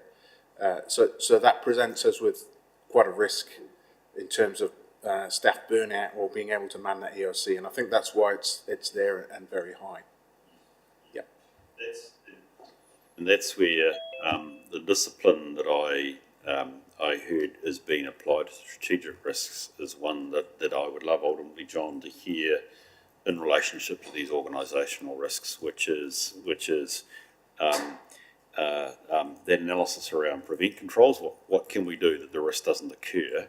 But in certain situations where residually it's high, what are the potential mitigations that we can bring to bear? So I can understand that.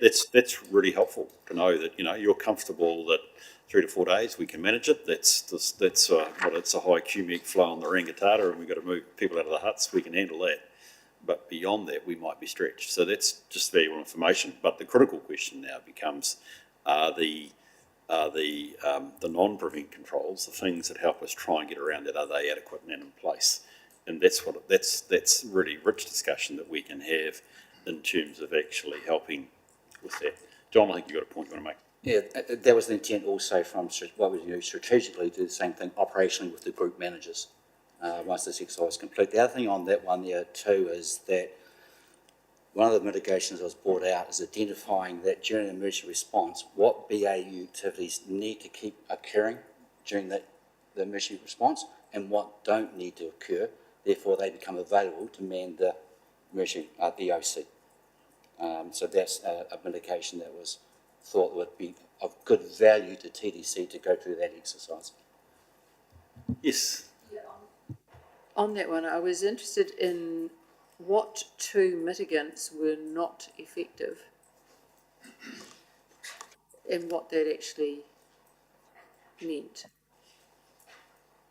Because under the effectiveness, there are 2 for EOC that say they're not effective. Are they actually mitigants that haven't been activated, or?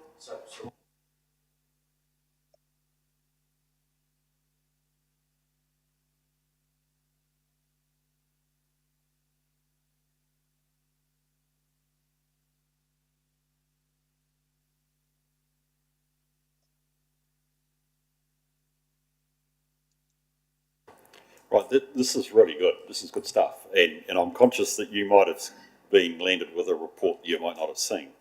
So it raises questions for me, John, about actually what is the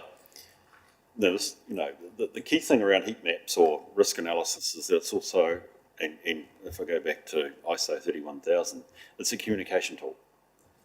And it should be giving rise to these sorts of good discussions.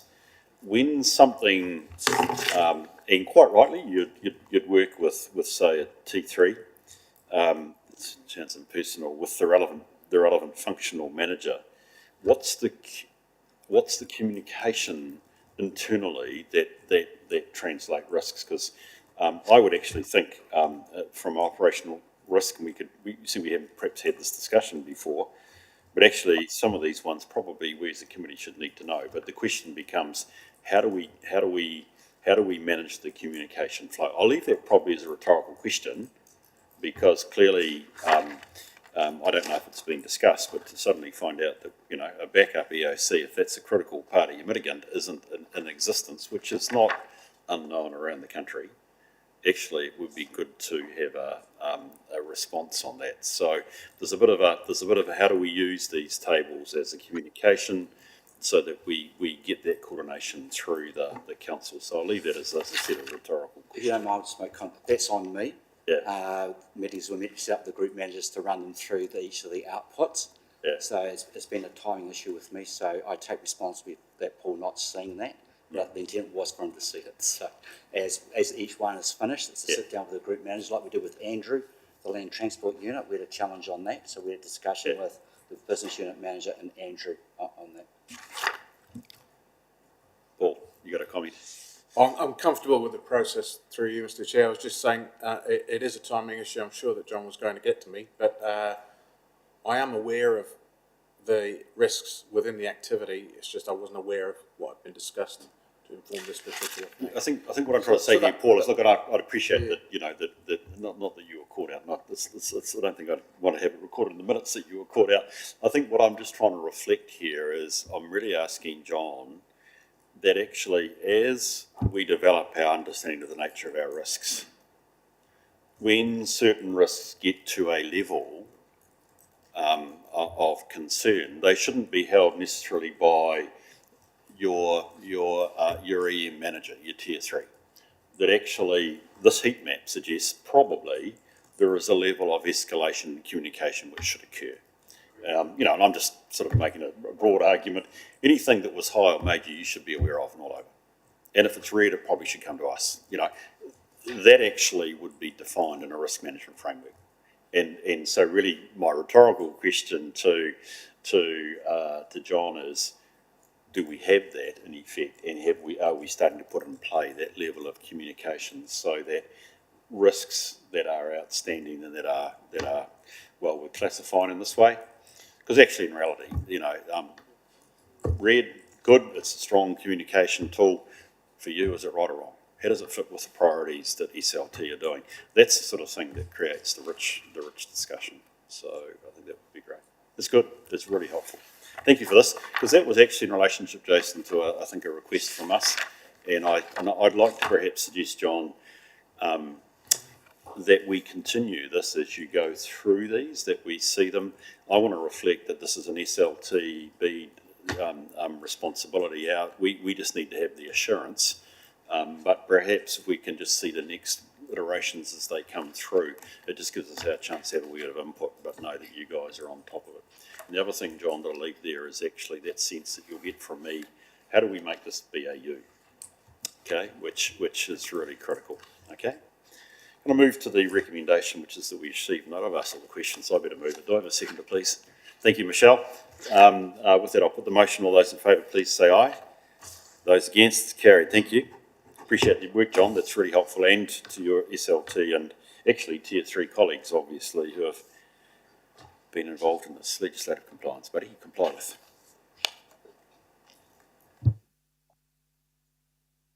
Sorry, Mr. Chair. Sorry. Just taking a breath. I'll take the report as read around legislative compliance. This is to do with comply with. So quite a lot of work since the last meeting to this meeting has gone into closing out the outstanding actions that were assigned against each non-compliance summary statement. I think went from about 45 down to 0, something like that figure, that we were able to catch up with each of the statement owners and just ask them where they are at with that non-compliance issue.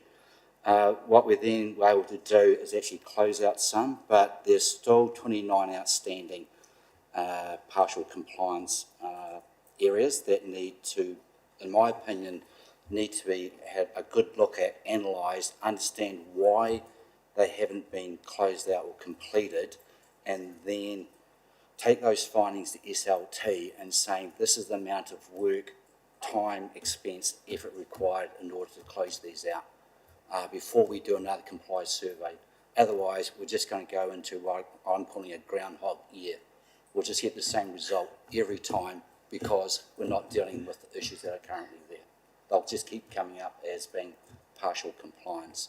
So effectively, what we should do is at this stage, park the annual survey up for this year, the 22-23, understand why public records hasn't been closed out, why I know from the Reserve Act point of view, with Bill talking home, there's quite a bit of work required in that to meet the compliance under the Reserve Act. But then just have a good think, are we going to be compliant, non-compliant? If we're going to be non-compliant, what does it mean for TDC? And what's the impact if we're not compliant? But from my point of view, working with Comply With, is that there's no use doing a survey year on year, every year, if you're going to get the same results. You need to understand what the issues are there, deal with them, and then relook at the whole thing again. Thanks, John. Appreciate that. It's well outlined in the report, so that's good to know. So comments from members of the committee? Questions? Yes, Janice, sorry. I had a couple of comments. I understand the reluctance to run another survey because if issues haven't been addressed and they're still there. If you don't run another survey, how will you know if there are other non-compliance issues that have since arisen? I mean, it's part of the discipline of using it. You would expect to see those issues that you are aware of that haven't been resolved turn up. But what about any new ones? So that was just something that ran through my mind. And then I was, there was, council should consider its appetite for compliance. And it just raised, you know, as a council, we're pretty compliant. Is that something that councils do, Bruce? So I had a question for you on that. Do other councils go, we don't have much of an appetite for being compliant with this legislation, but we are 100% compliant with that? How does that work in practice? I think all legislation is equal. Some is just more equal than others. I think don't I get in the minutes, Jess, please. So look, I mean, the reality of it is we are challenged here with some of our compliance, and so arguably we are technically in breach. Yeah. So the question becomes, indeed, I think your point, John. What is the significance of it, for instance? So I think it's difficult as a creature of public statute that we don't treat non-compliance seriously. That doesn't mean to say that we can comply all the time, but I think we have to do our best endeavours.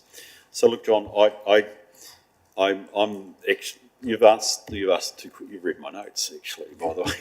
They're the two notes that I had. I think we need to have an annual survey. I hate to say that.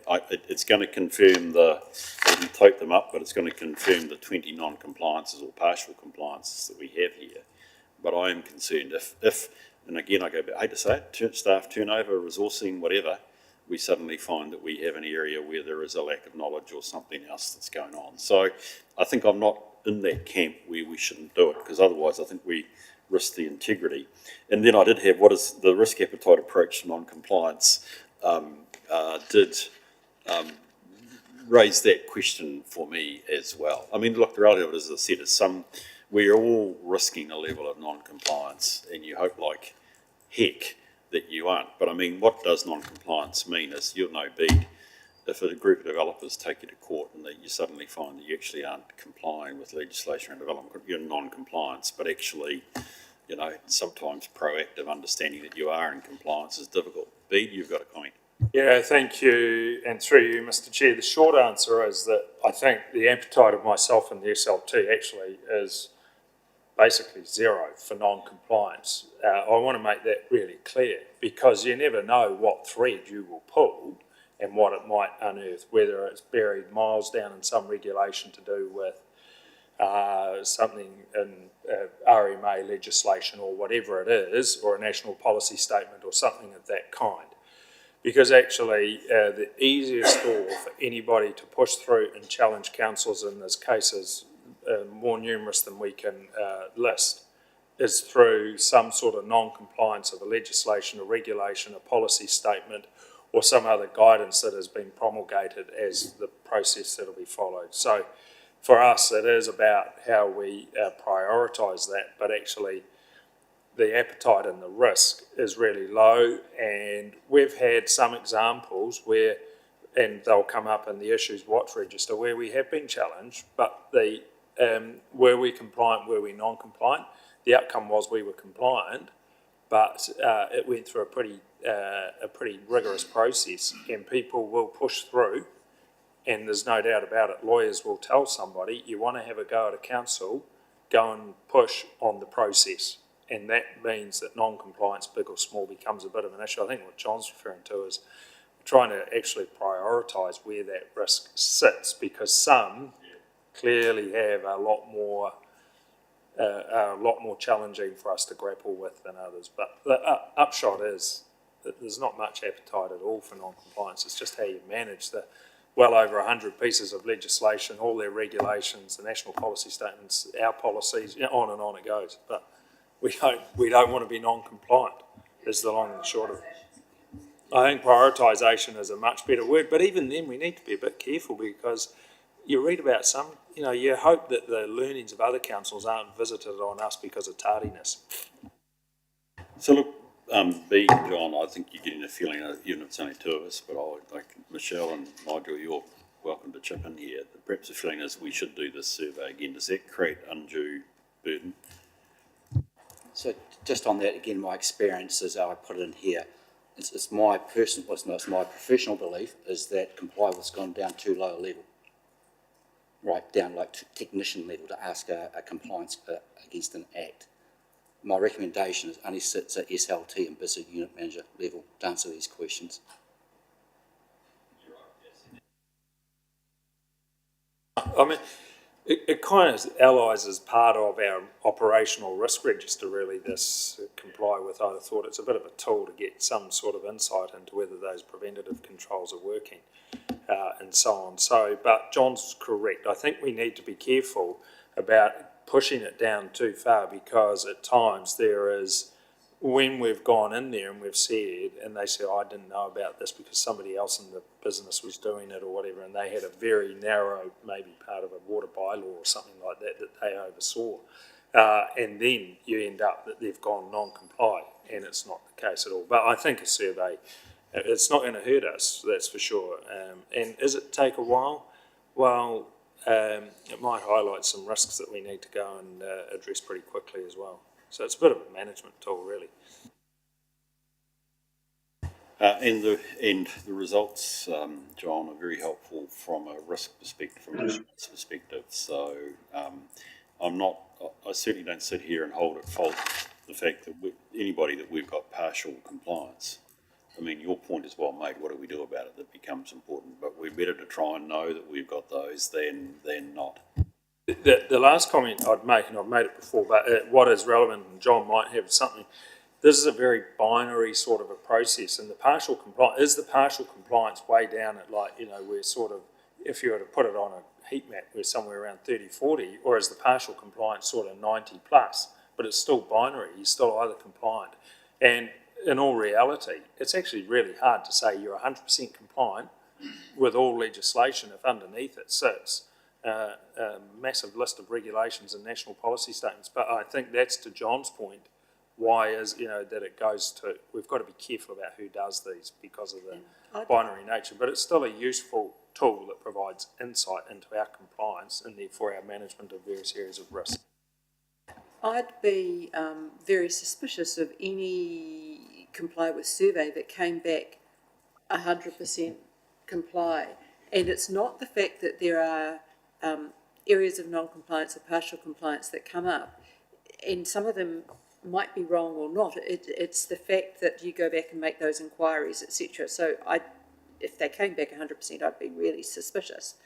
And I'd be wary about lifting it up just to SLT. It needs to be done by those who actually have responsibility and should know. So maybe it shouldn't go down too low, but it should be where the responsibility for awareness lies. So that's a fine line to walk. I'll leave you with it. I did say SLP and business unit manager. Yeah, I think, I agree. I mean, that's right. For instance, I wouldn't know necessarily the minutiae of everyone, but I think a lot of our business unit managers, for instance, would know, like if you take someone like Bill, if there are obligations around the forestry reserves, he would be the guy the team member who would know our compliance with, say, the Reserves Act on the management of our forestry and so on. That wouldn't necessarily be the case with people who a couple of levels down report to him. It's that sort of thing. I think it's the business units or the team leaders, for instance, who oversee, but who would have that knowledge. Because you're quite right, there is a level of heavy lifting done by our unit managers and team leaders who would know this detail almost instinctively. I wonder if we can try and bring this to a bit of conclusion. I'm hearing a number of things. Firstly, we understand the work that you're doing around the existing partial non-compliances, John, and we've used the word prioritise. And I think that's cool. You know, I trust that you guys will use that. We and pipe up now, Nigel or Michelle, but I think I'm going to say the committee would appreciate it. We could do the annual survey. I'm comfortable, and I think we've had enough discussion here to understand the level to which you go, and look, I totally trust management and you to make the call as to what is the right level to go to. But you know, clearly at sort of business unit level, they must know their legislative responsibilities, or else we're in deep trouble. So to do that, the last point is actually timing. When do you do that, John? To set if I'm saying please an annual survey, when do you do it by? Good. I would. Can I make a little request? If you go back to the committee's plan, we meet in September. Would we be able to have the results of the annual survey by September? I raise that because it's roughly our annual report time, and I'd like John is going to ask us quite rightly for a letter of John, our auditor, quite rightly is going to ask us for a letter of representation. Have we complied with all our legislative requirements? This is a really handy tool for both management to represent that to us and for us to represent that to the auditor. Can I leave that to you? Come back to us, but I mean, there's a couple of meetings, but I just want to reflect that we need to think about how do we externally represent and be accountable for the fact that we are, faithfully taking the right steps to comply. Can I move to the recommendation that we receive and note? I'll move that. Do I have a seconder, please? Thank you, Janice. I'll put the motion. All those in favour, please say aye. Those against, it's carried. Business improvement. Aye. Looks like Sam, you've got to take that away for the seats. Yeah, so Sam has done a lot of good work in this space, so I'm going to let Sam talk to these points and happy to help her out with any questions. Welcome, great to have you here. Thank you, Mr. Chair. So we have under the Stage 2 Procure to Pay module, Esker has been selected as our preferred vendor or service provider. We've built a business case and it just needs to be submitted to SLT for approval in the next couple of weeks. We hope that will get submitted.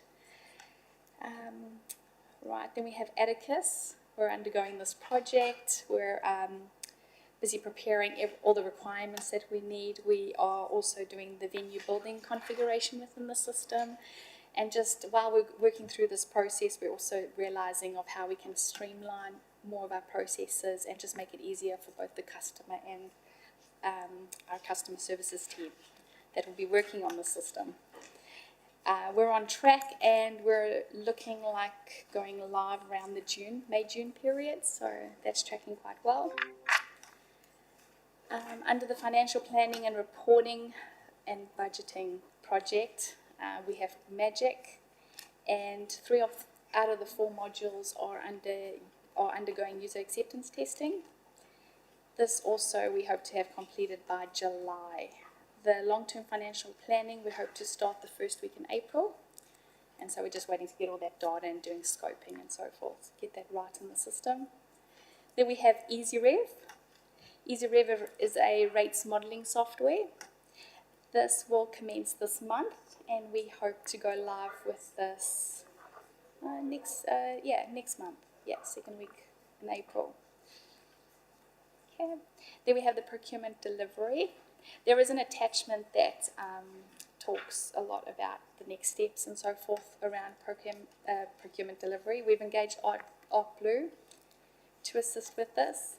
I know Jason may have some more on this topic. I'll just cover on the ProMap. So far we have 427 processes that have been inputted into ProMap, and we have formed a working group across the council to try and get more unpublished versions published, and also to see what other processes can be inputted into the system. Yep. Any questions? Thanks for that. Do you have any comments you wanted to make, Jason? I just wanted to quickly talk about procurement, I guess. It is one of there was a number of outstanding audit recommendations which I guess flagged procurement and some of its surrounding issues around that. So we're currently redrafting the procurement policy and procurement standards. It's taking a bit of time because it's actually so important. We need to make sure that we get the end-to-end processes around this accurate for the organisation. At the same time, we are recruiting for a procurement manager position, which will take on the procurement strategy. They'll start co-designing some of the contract stuff. Because if you look at some of the audit recommendations, it was really around corporate management, corporate systems, corporate tools, corporate recording. We've got really good procurement underway in Andrew's Dixon space in terms of Waka Kotahi and the like. But from a corporate sense, we just don't have the clearest processes and procedures, which is what we're developing at this point in time. So, look, Sam and I are happy to take any questions on any of those matters. Thanks for that, Jason. Appreciate that. Comments, questions for Jason or Sam? Okay, so the critical thing for me, it's all great stuff, so thank you for that. And I was about to make a joke, but I always look at the ProMap in your department. No, he's not listening, that's okay. Good. Oh, okay, bad joke.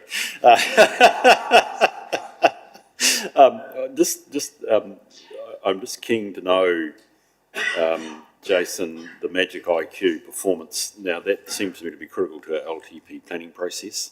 So I was thinking as much around the risks to that project and not being going live on 1 July. Any questions or comments on that?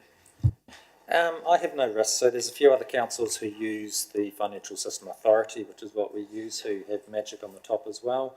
We're going through user acceptance testing at the moment in terms of reporting capital and the like. So my understanding is on track and is needed to play a key role in the long-term plan, along with the EasyRev tool, because as councillors will know, what I want to be able to do, or as an organisation, we need to be able to sit in front of our elected members and play around scenarios. What if we do this? What if we do that? What happens? And what's the rating impact? And that's really hard with the tools we have at the moment. So this will enable us to give better quality of information to lead to better decision making for elected members. Ideally, we would have liked to have had it all in place for this annual plan, but the long-term plan is when we really need to be looking at our options. And you mentioned Magic IQ, and I've come across that before as being a reasonably common. Is EasyRev a common application around the sector? It is used by other organisations as well. Authority has a rates modelling system. It's just not as intuitive as we would have liked, so this is just a bolt-on. And it's easy because it's not sucking information back into Authority, it's just taking stuff out, enables us to play with it. It's cheap, it's easy, and it'll give us good information. And back into that workforce engagement, recruitment stuff, what's it going to take to get and I hear you a very good point being that you just don't accept the first person that walks in the door to get a proper procurement lead. How's that going? We have a new General Group Manager Commercial and Strategy starting in 4 weeks' time. So I have undertaken some interviews with that individual for CFO and Risk and Assurance Manager. it's prudent that the new individual is able to get their feet under the desk, see what sort of issues, what sort of people we've got in some of those teams. But we're putting the roles out so that when the person starts, we can hit the recruitment, and I'll help them through that process.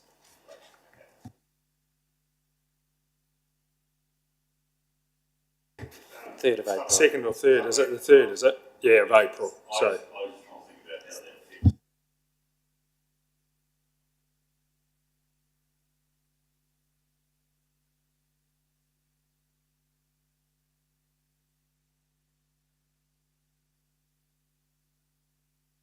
I think the main thing is that the procurement manager role will be recruited then. We're still kicking on, so I'm leading the relationship with Arc Blue, all the data analytics and stuff like that. We're progressing. It's just the recruitment of said individual. I'm waiting for Trudy. Brilliant, thank you for that. That's really helpful. Simon, thank you for your work too on this. Despite my poor joke beat about ProMap, I take that quite seriously, not necessarily results, but again, just reflecting ProMap as a protection for us against staff turnover. And so as a tool, as a mechanism to enable us to keep corporate memory, that's really helpful. Yes, Jason? And look, I think one of the benefits, Janice, in terms of the status reporting, the information that you'd requested to put it into sort of a status update actually helps the project teams, and it gives us a very clear idea of what our next steps are, deliverables, milestones, cost and all that sort of thing. So it's been a good discipline. So there's more benefit than just reporting through to the Audit and Risk Committee. Thanks, Jason. Oh, you know how to keep your committee happy, Jason. Thank you for that. Okay, the recommendation is we receive a note. Do I have a mover and a seconder for that, please? I will. Thank you, Nigel. I'll put the motion. All those in favour, please say aye. Those against, it's carried. Thank you. Rightio. Credit rating review.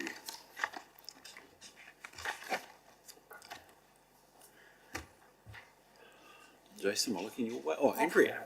Is it Andrea? Yeah. Andrea. Yeah, thank you. Welcome to the meeting. Appreciate your good news item. I hope. It was. So I guess this is just a formal update and a record of the credit rating review because it was emailed, I believe, the day after that it actually came out. So essentially it's just a formal recommendation to accept the report that was given. So Fitch publishes a credit rating that's a forward-looking option on the relative ability of the entity to meet its financial commitments. And a credit rating carries considerable weight as an independent assessment of our ability to repay its borrowings. Following the assessment, Fitch has confirmed that the council rating will remain at an AA- with a stable outlook. So a good, strong credit history or credit rating enables us to access borrowings at a more competitive interest rate with an overall ability and benefit to reduce our debt servicing costs. So we've remained stable in comparison to last year. Thanks, Andrea. Appreciate that. Questions or comments for Andrea? How do we compare to other councils? Are we the same are all councils the same? Are we healthier than some? Are we unhealthier? Through you, Mr. Chair, a little bit of both, but some of it is, for instance, Selwyn is, I think, AA, but that I think is to do with its size. So size is an element, and we did go and do some. We got Bancorp to do a bit of work as well, didn't we? And I think, how do we compare? I think it would be fair to say we compare about as well as we could do without significantly raising our rates or dropping our expenditure, because the way they calculate some of the rating is on your operational expenditure and so on, and the sort of the cover you have around your revenue. Do you want to say something, Jason? Yeah, look, last night I just received the formal report back from Fitch, so it goes into a bit more detail. We've had Bancorp undertake a piece of work for us, which basically asked the question, how do we go up a grade? And so they've looked at the local authorities in our area and talk to some of the levers that we can pull to consider moving.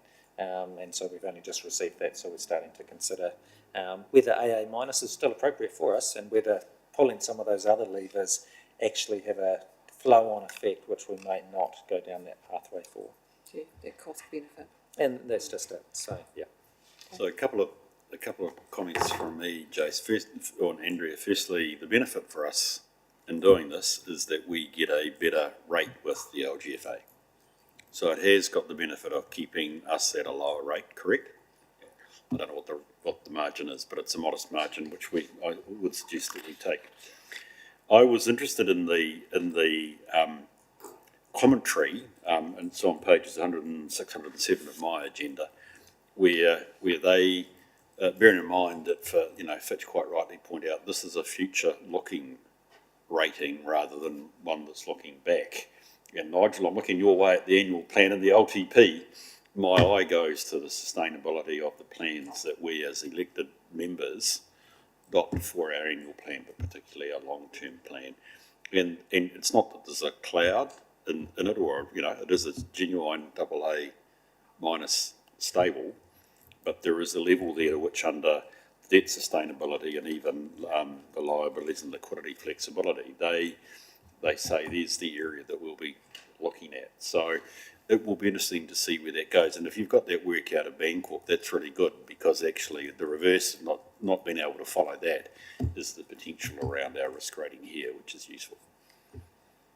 One of the biggest challenges that we're working through the annual plan at the moment is rates caps, debt caps. When you've got unprecedented rate rises in terms of cost escalation and particularly some of our contract costs. So we've been very careful. So we had a workshop with councillors last Tuesday, looking at what is the potential debt cap for some options around the annual plan.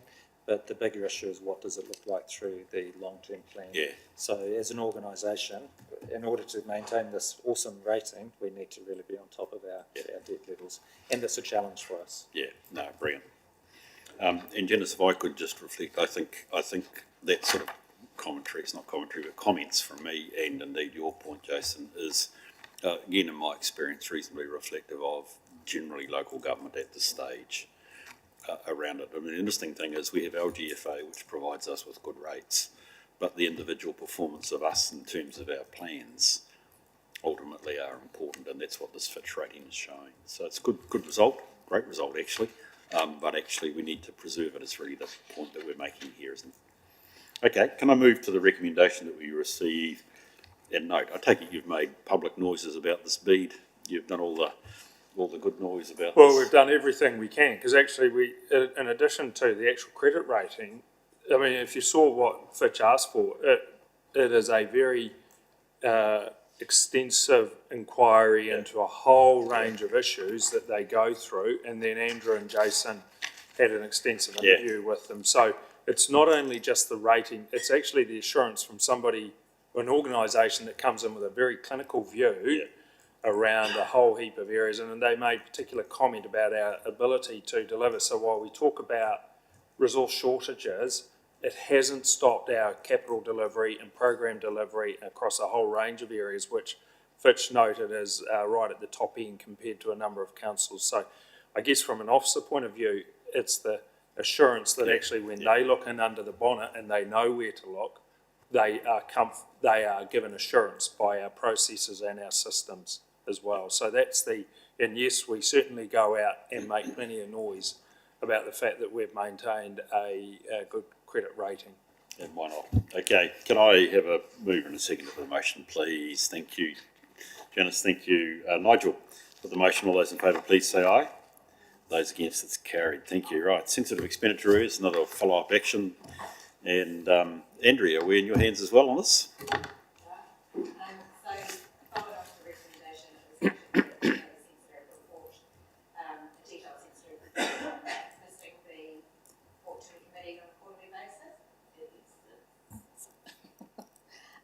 So this is the first one that's been put together. I guess once the guidelines are formalised, then we will revisit what we have done for the last 6 months and then continually do that on a regular basis, reporting quarterly And also it will help with our annual audit at the end of the year. Thank you, Andrea. So there's two things I'm looking for. One here is to understand the process, and so you've talked about guidelines being developed, which I think it might be useful if you could run that through the committee. I presume those guidelines will come here. Is that right? Yeah, those were the ones that I was referring to that were they're substantially complete, but there's a little bit of work to make sure that they tie in with the sensitive expenditure and the conflict of interest. No, I appreciate that. And the second thing we do as a committee is we have a retrospective chance just to say, this is reasonable, does this look right? And that probably is the primary thing we can do today. So are there any comments or questions folk would like to raise over the spend? There's none. Okay, there we go. I didn't necessarily think there should be any, but that's okay. You guys, it meets your sort of instinct, dare I say it meets your front page test. Nige? Yeah, no, it's good to have it. Yeah.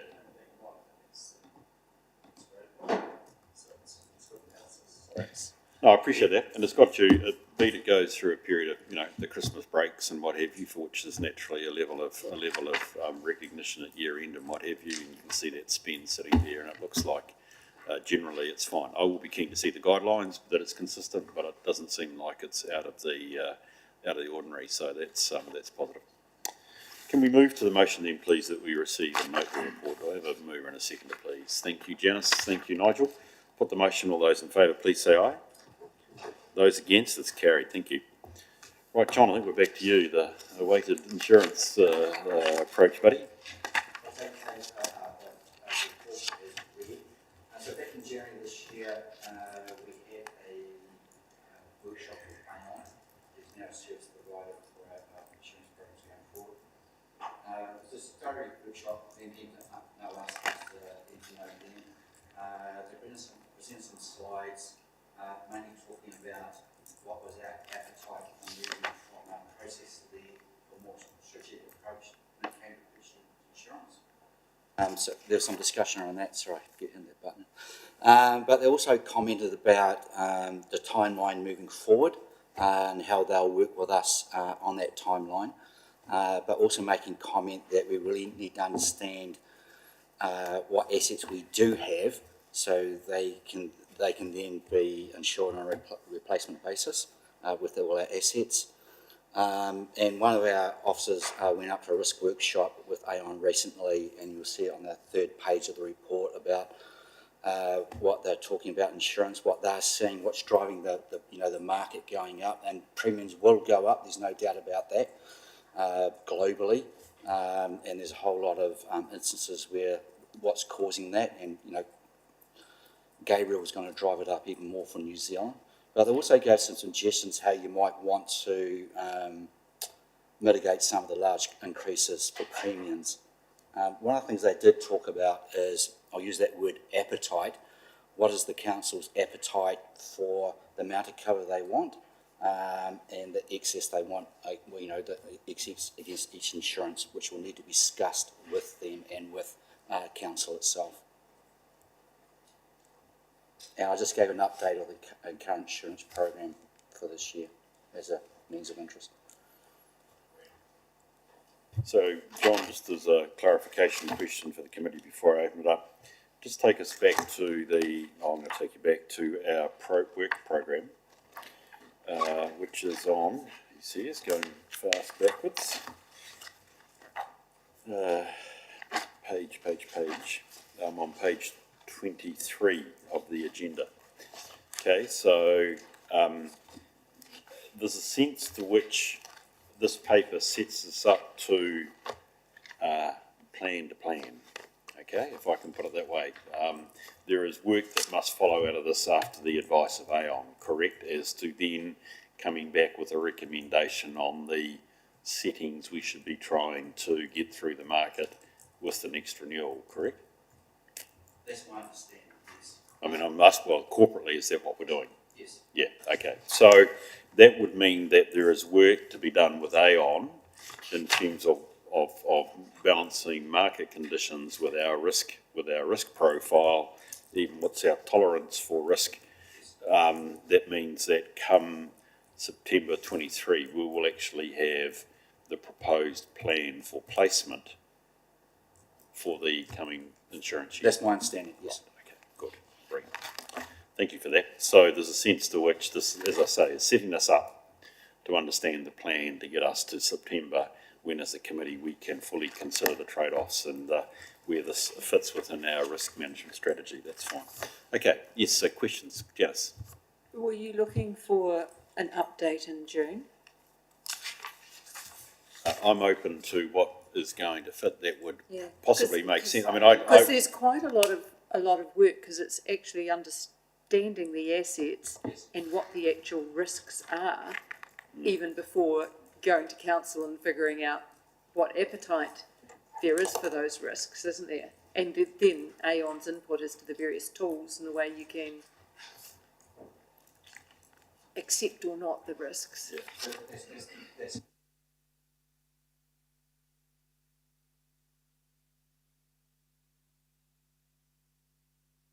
And above ground and underground.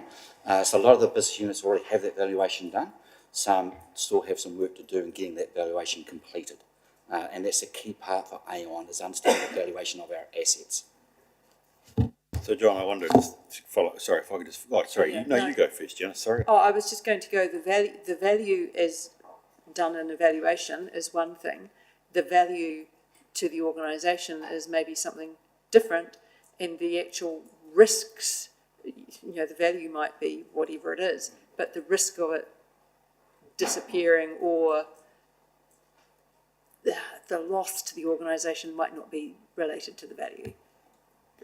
I wonder, to follow through on your question, Janice, I wonder if perhaps you would consider thinking about, by Zoom, have Aon on in June. Because I think actually what I'm wanting to reflect here is, if I could put it in my words, I think what you're saying, Janice, it's one thing for us to have the core data, the values, the state, the condition, but then there's the insurance strategy you put on top of that. And that's where, presumably we've engaged Aon, that's where their value comes to us, is to say, well, this is it. These are the risks that you face. This then sits as the strategy that you would play with that. And I mean, the current, and that's going to be in light also of market conditions, because as you already hinted, you're paying more for less cover. And certainly the bigger councils are starting to consider a level of self-insurance, for instance, in some form. So it's really a question, potentially, say in June, to have a sense of, from Aon, about what is the strategy that we could consider, or what are the parameters around the strategy that we could consider to place upon our asset knowledge. Aon had talked about coming along today, but we felt it was more planning, and so that I think what you're talking about is good. So in June they've done the planning, they can talk to us about the risks, and then in September we can place. So I think that's good. Brilliant, that's good. So we've got agreement as far as that's concerned. Okay, so in terms of the actual paper, so thank you for that question, Janice. So in terms of the paper, a wee bit of information, but is there any question or points members would like to make? It's not in the paper, but what's our claims history like? Do we have many claims? What areas are they in? But presumably Aon need all that anyway for the work they're doing, but just, do we have many? Yeah, that's a really good question, because actually when this first came up, and it was prior to Christmas, I wanted to see exactly that information, which we need to go back and find out exactly what our claims history is like across a whole range of areas, whether it's in PI or material damage or whatever it is. So we need to do that, but it is a question that has been asked, but we haven't got that information yet. I presume most of our claims are in our things like our vehicles and what have you. Would be probably by a lot volume. of it's I don't know material whether about value. Yeah, a lot of it's material damage and a little bit in PI, but then you make the call when you come in about what your excess is versus the actual amount of the damage. Okay, thank you. Well, again, thank you for that. That's useful. A good question, Beat. Obviously, it's one that interests you. It's clearly one that would become relevant when it comes to Aon being in the room as well, which is great. Okay, so we'll have Jason. Thank you for that, and John. We can take it from there. Makes sense. It's I'm about to say it's professionalising our insurance. Sorry, let's sweep it wrong, but it's giving us a chance to upgrade our approach and response, which I think is fine. Janice. We might have covered it in previous meetings, but is there a collective for councils and we just choose not to be in it? There was, in terms of Civica, is that what, civic insurance, you sort of bundle it, but it kind of disbanded and it really was struggling to get prudential registration in terms of its prudential accreditation.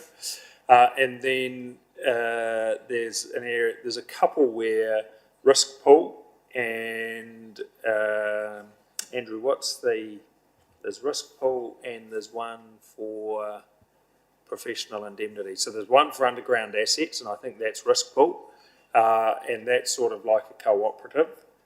And the other one, its name eludes me, is for professional indemnity. Do you remember, Bruce? I think. And we are members of risk pool, but risk pool's really winding itself down. It's winding down. That's underground assets. It's not giving any current cover, is it? No, there's just a tail. I think the question you're hinting at there is that around the country, certain local authorities are clubbing together.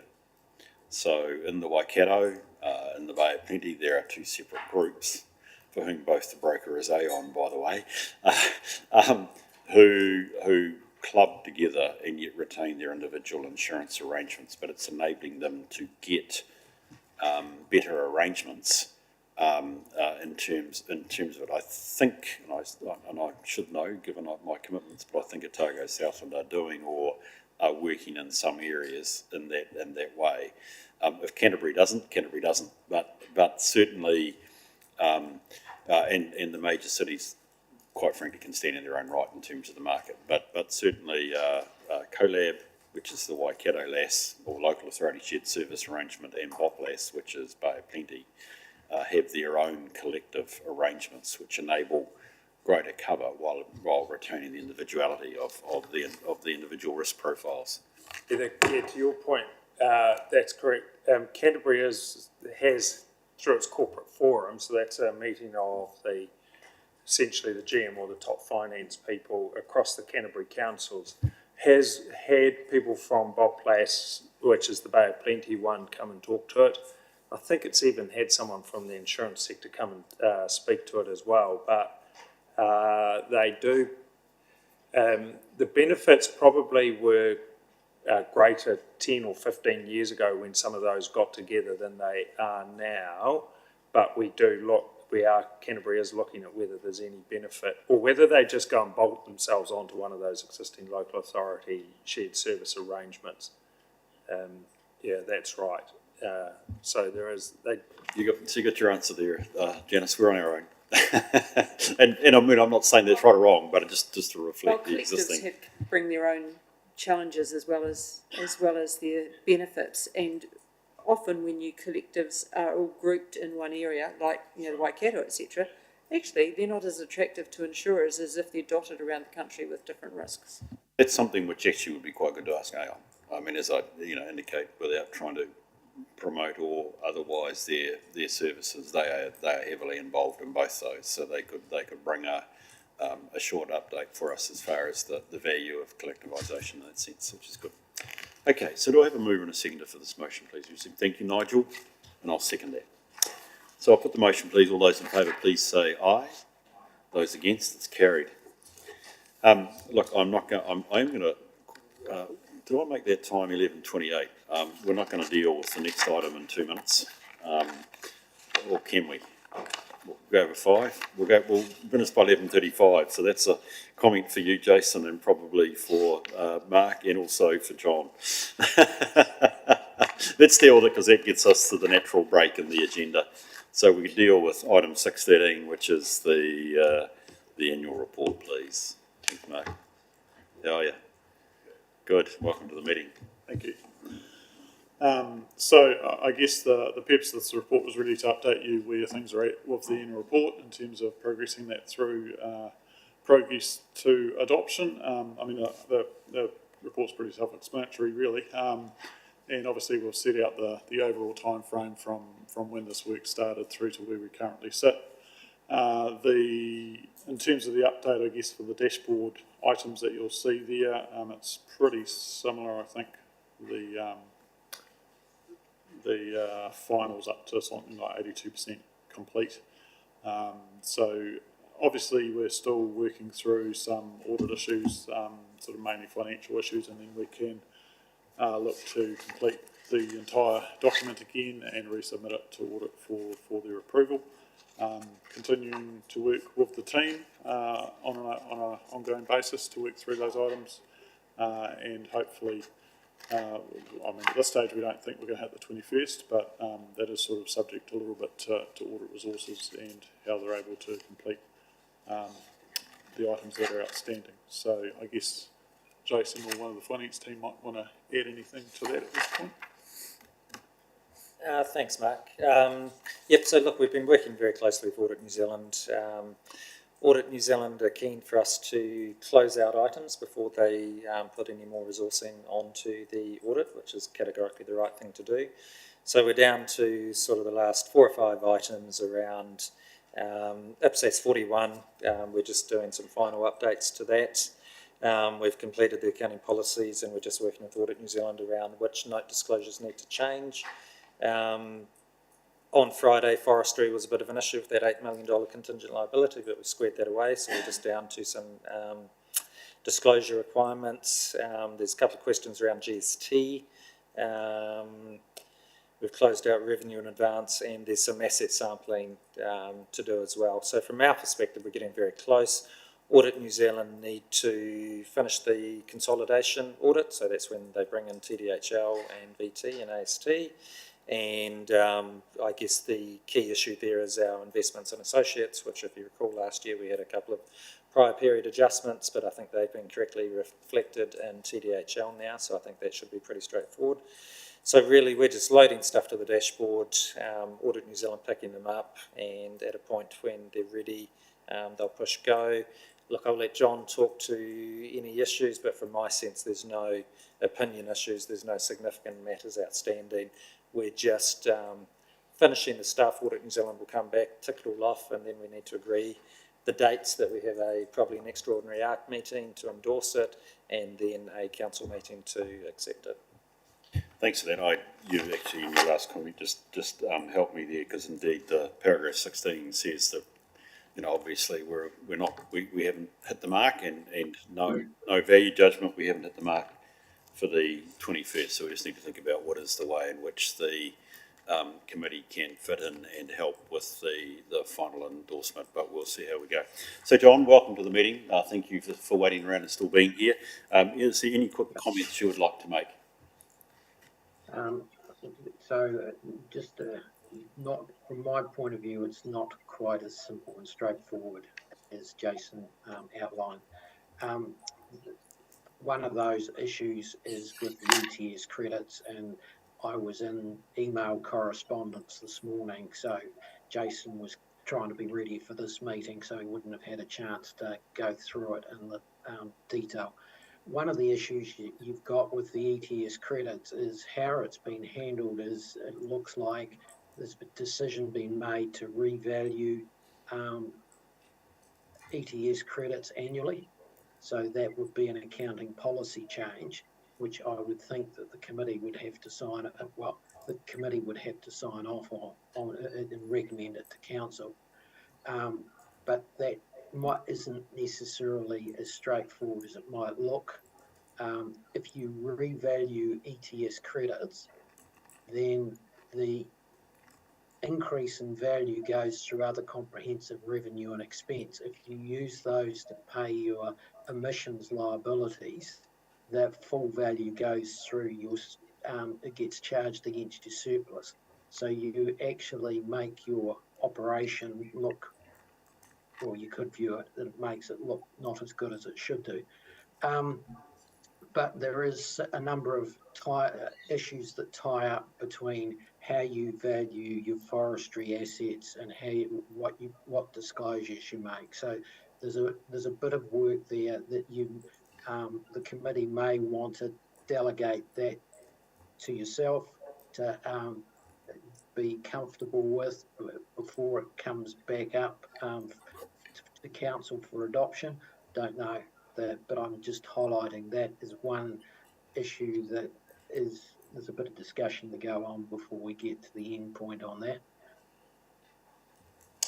Okay, so what is the date that we're heading towards, Mark? I'd like a date, please. That's as simple as that, then I'm going to lunch. Well, we don't really have to, to be honest.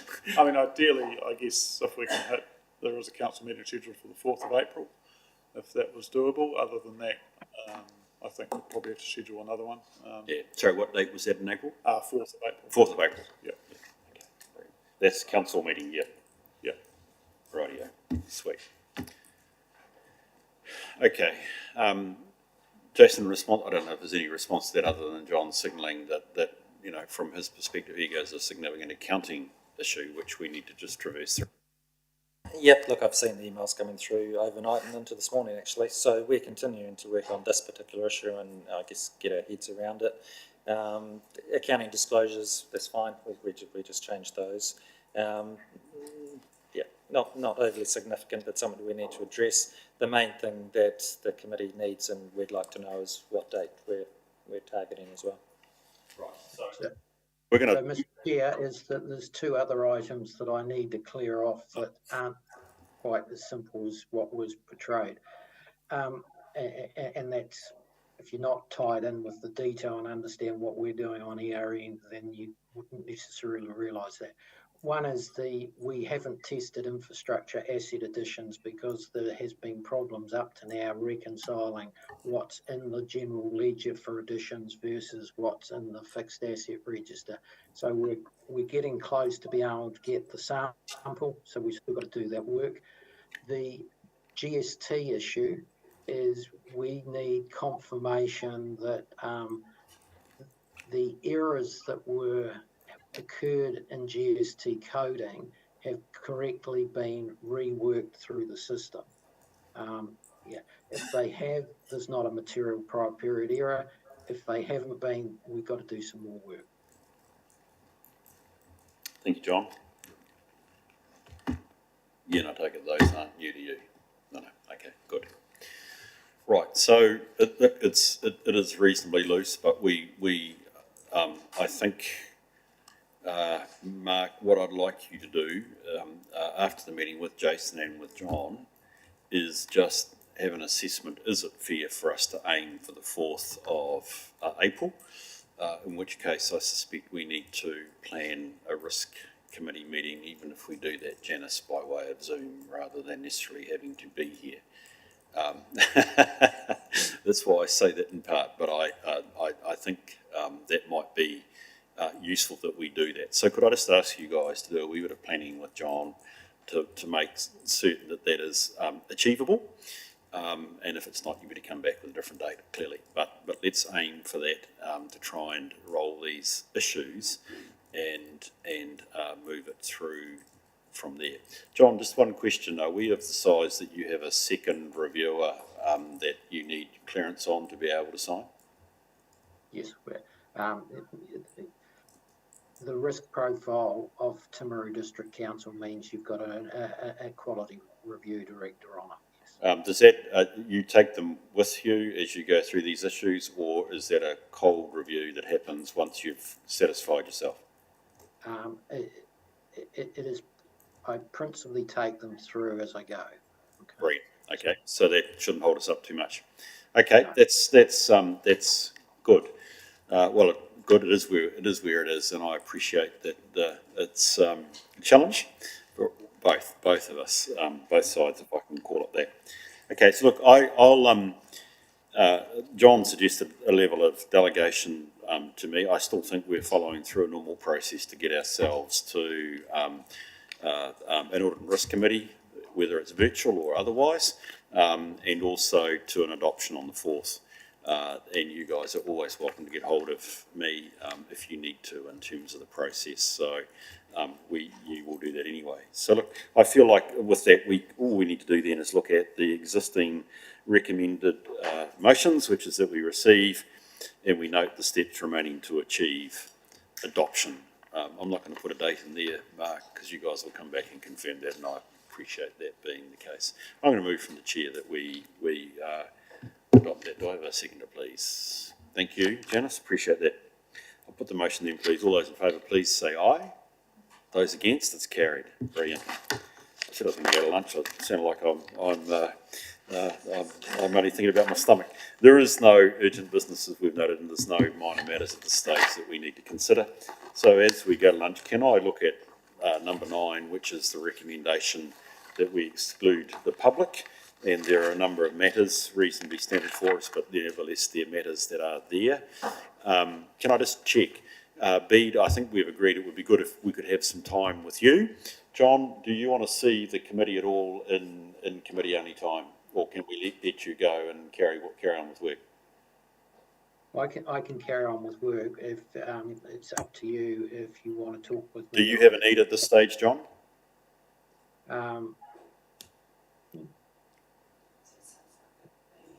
Maybe. Okay. Well, we'll do that, John. Probably better to have a discussion now, just so that. Okay. Well, we'll do that. We'll give you a text when we're ready. That'll be absolutely fine. Thank you. Okay. So we have the motion in front of us for the reasons stated to move into public excluded. I'll move that from the chair. Do I have a seconder? Is there any debate on what we're taking into public excluded? There isn't. I'll put the motion then, please. All those in favour, please say aye. Those against is carried. Thank you. Right.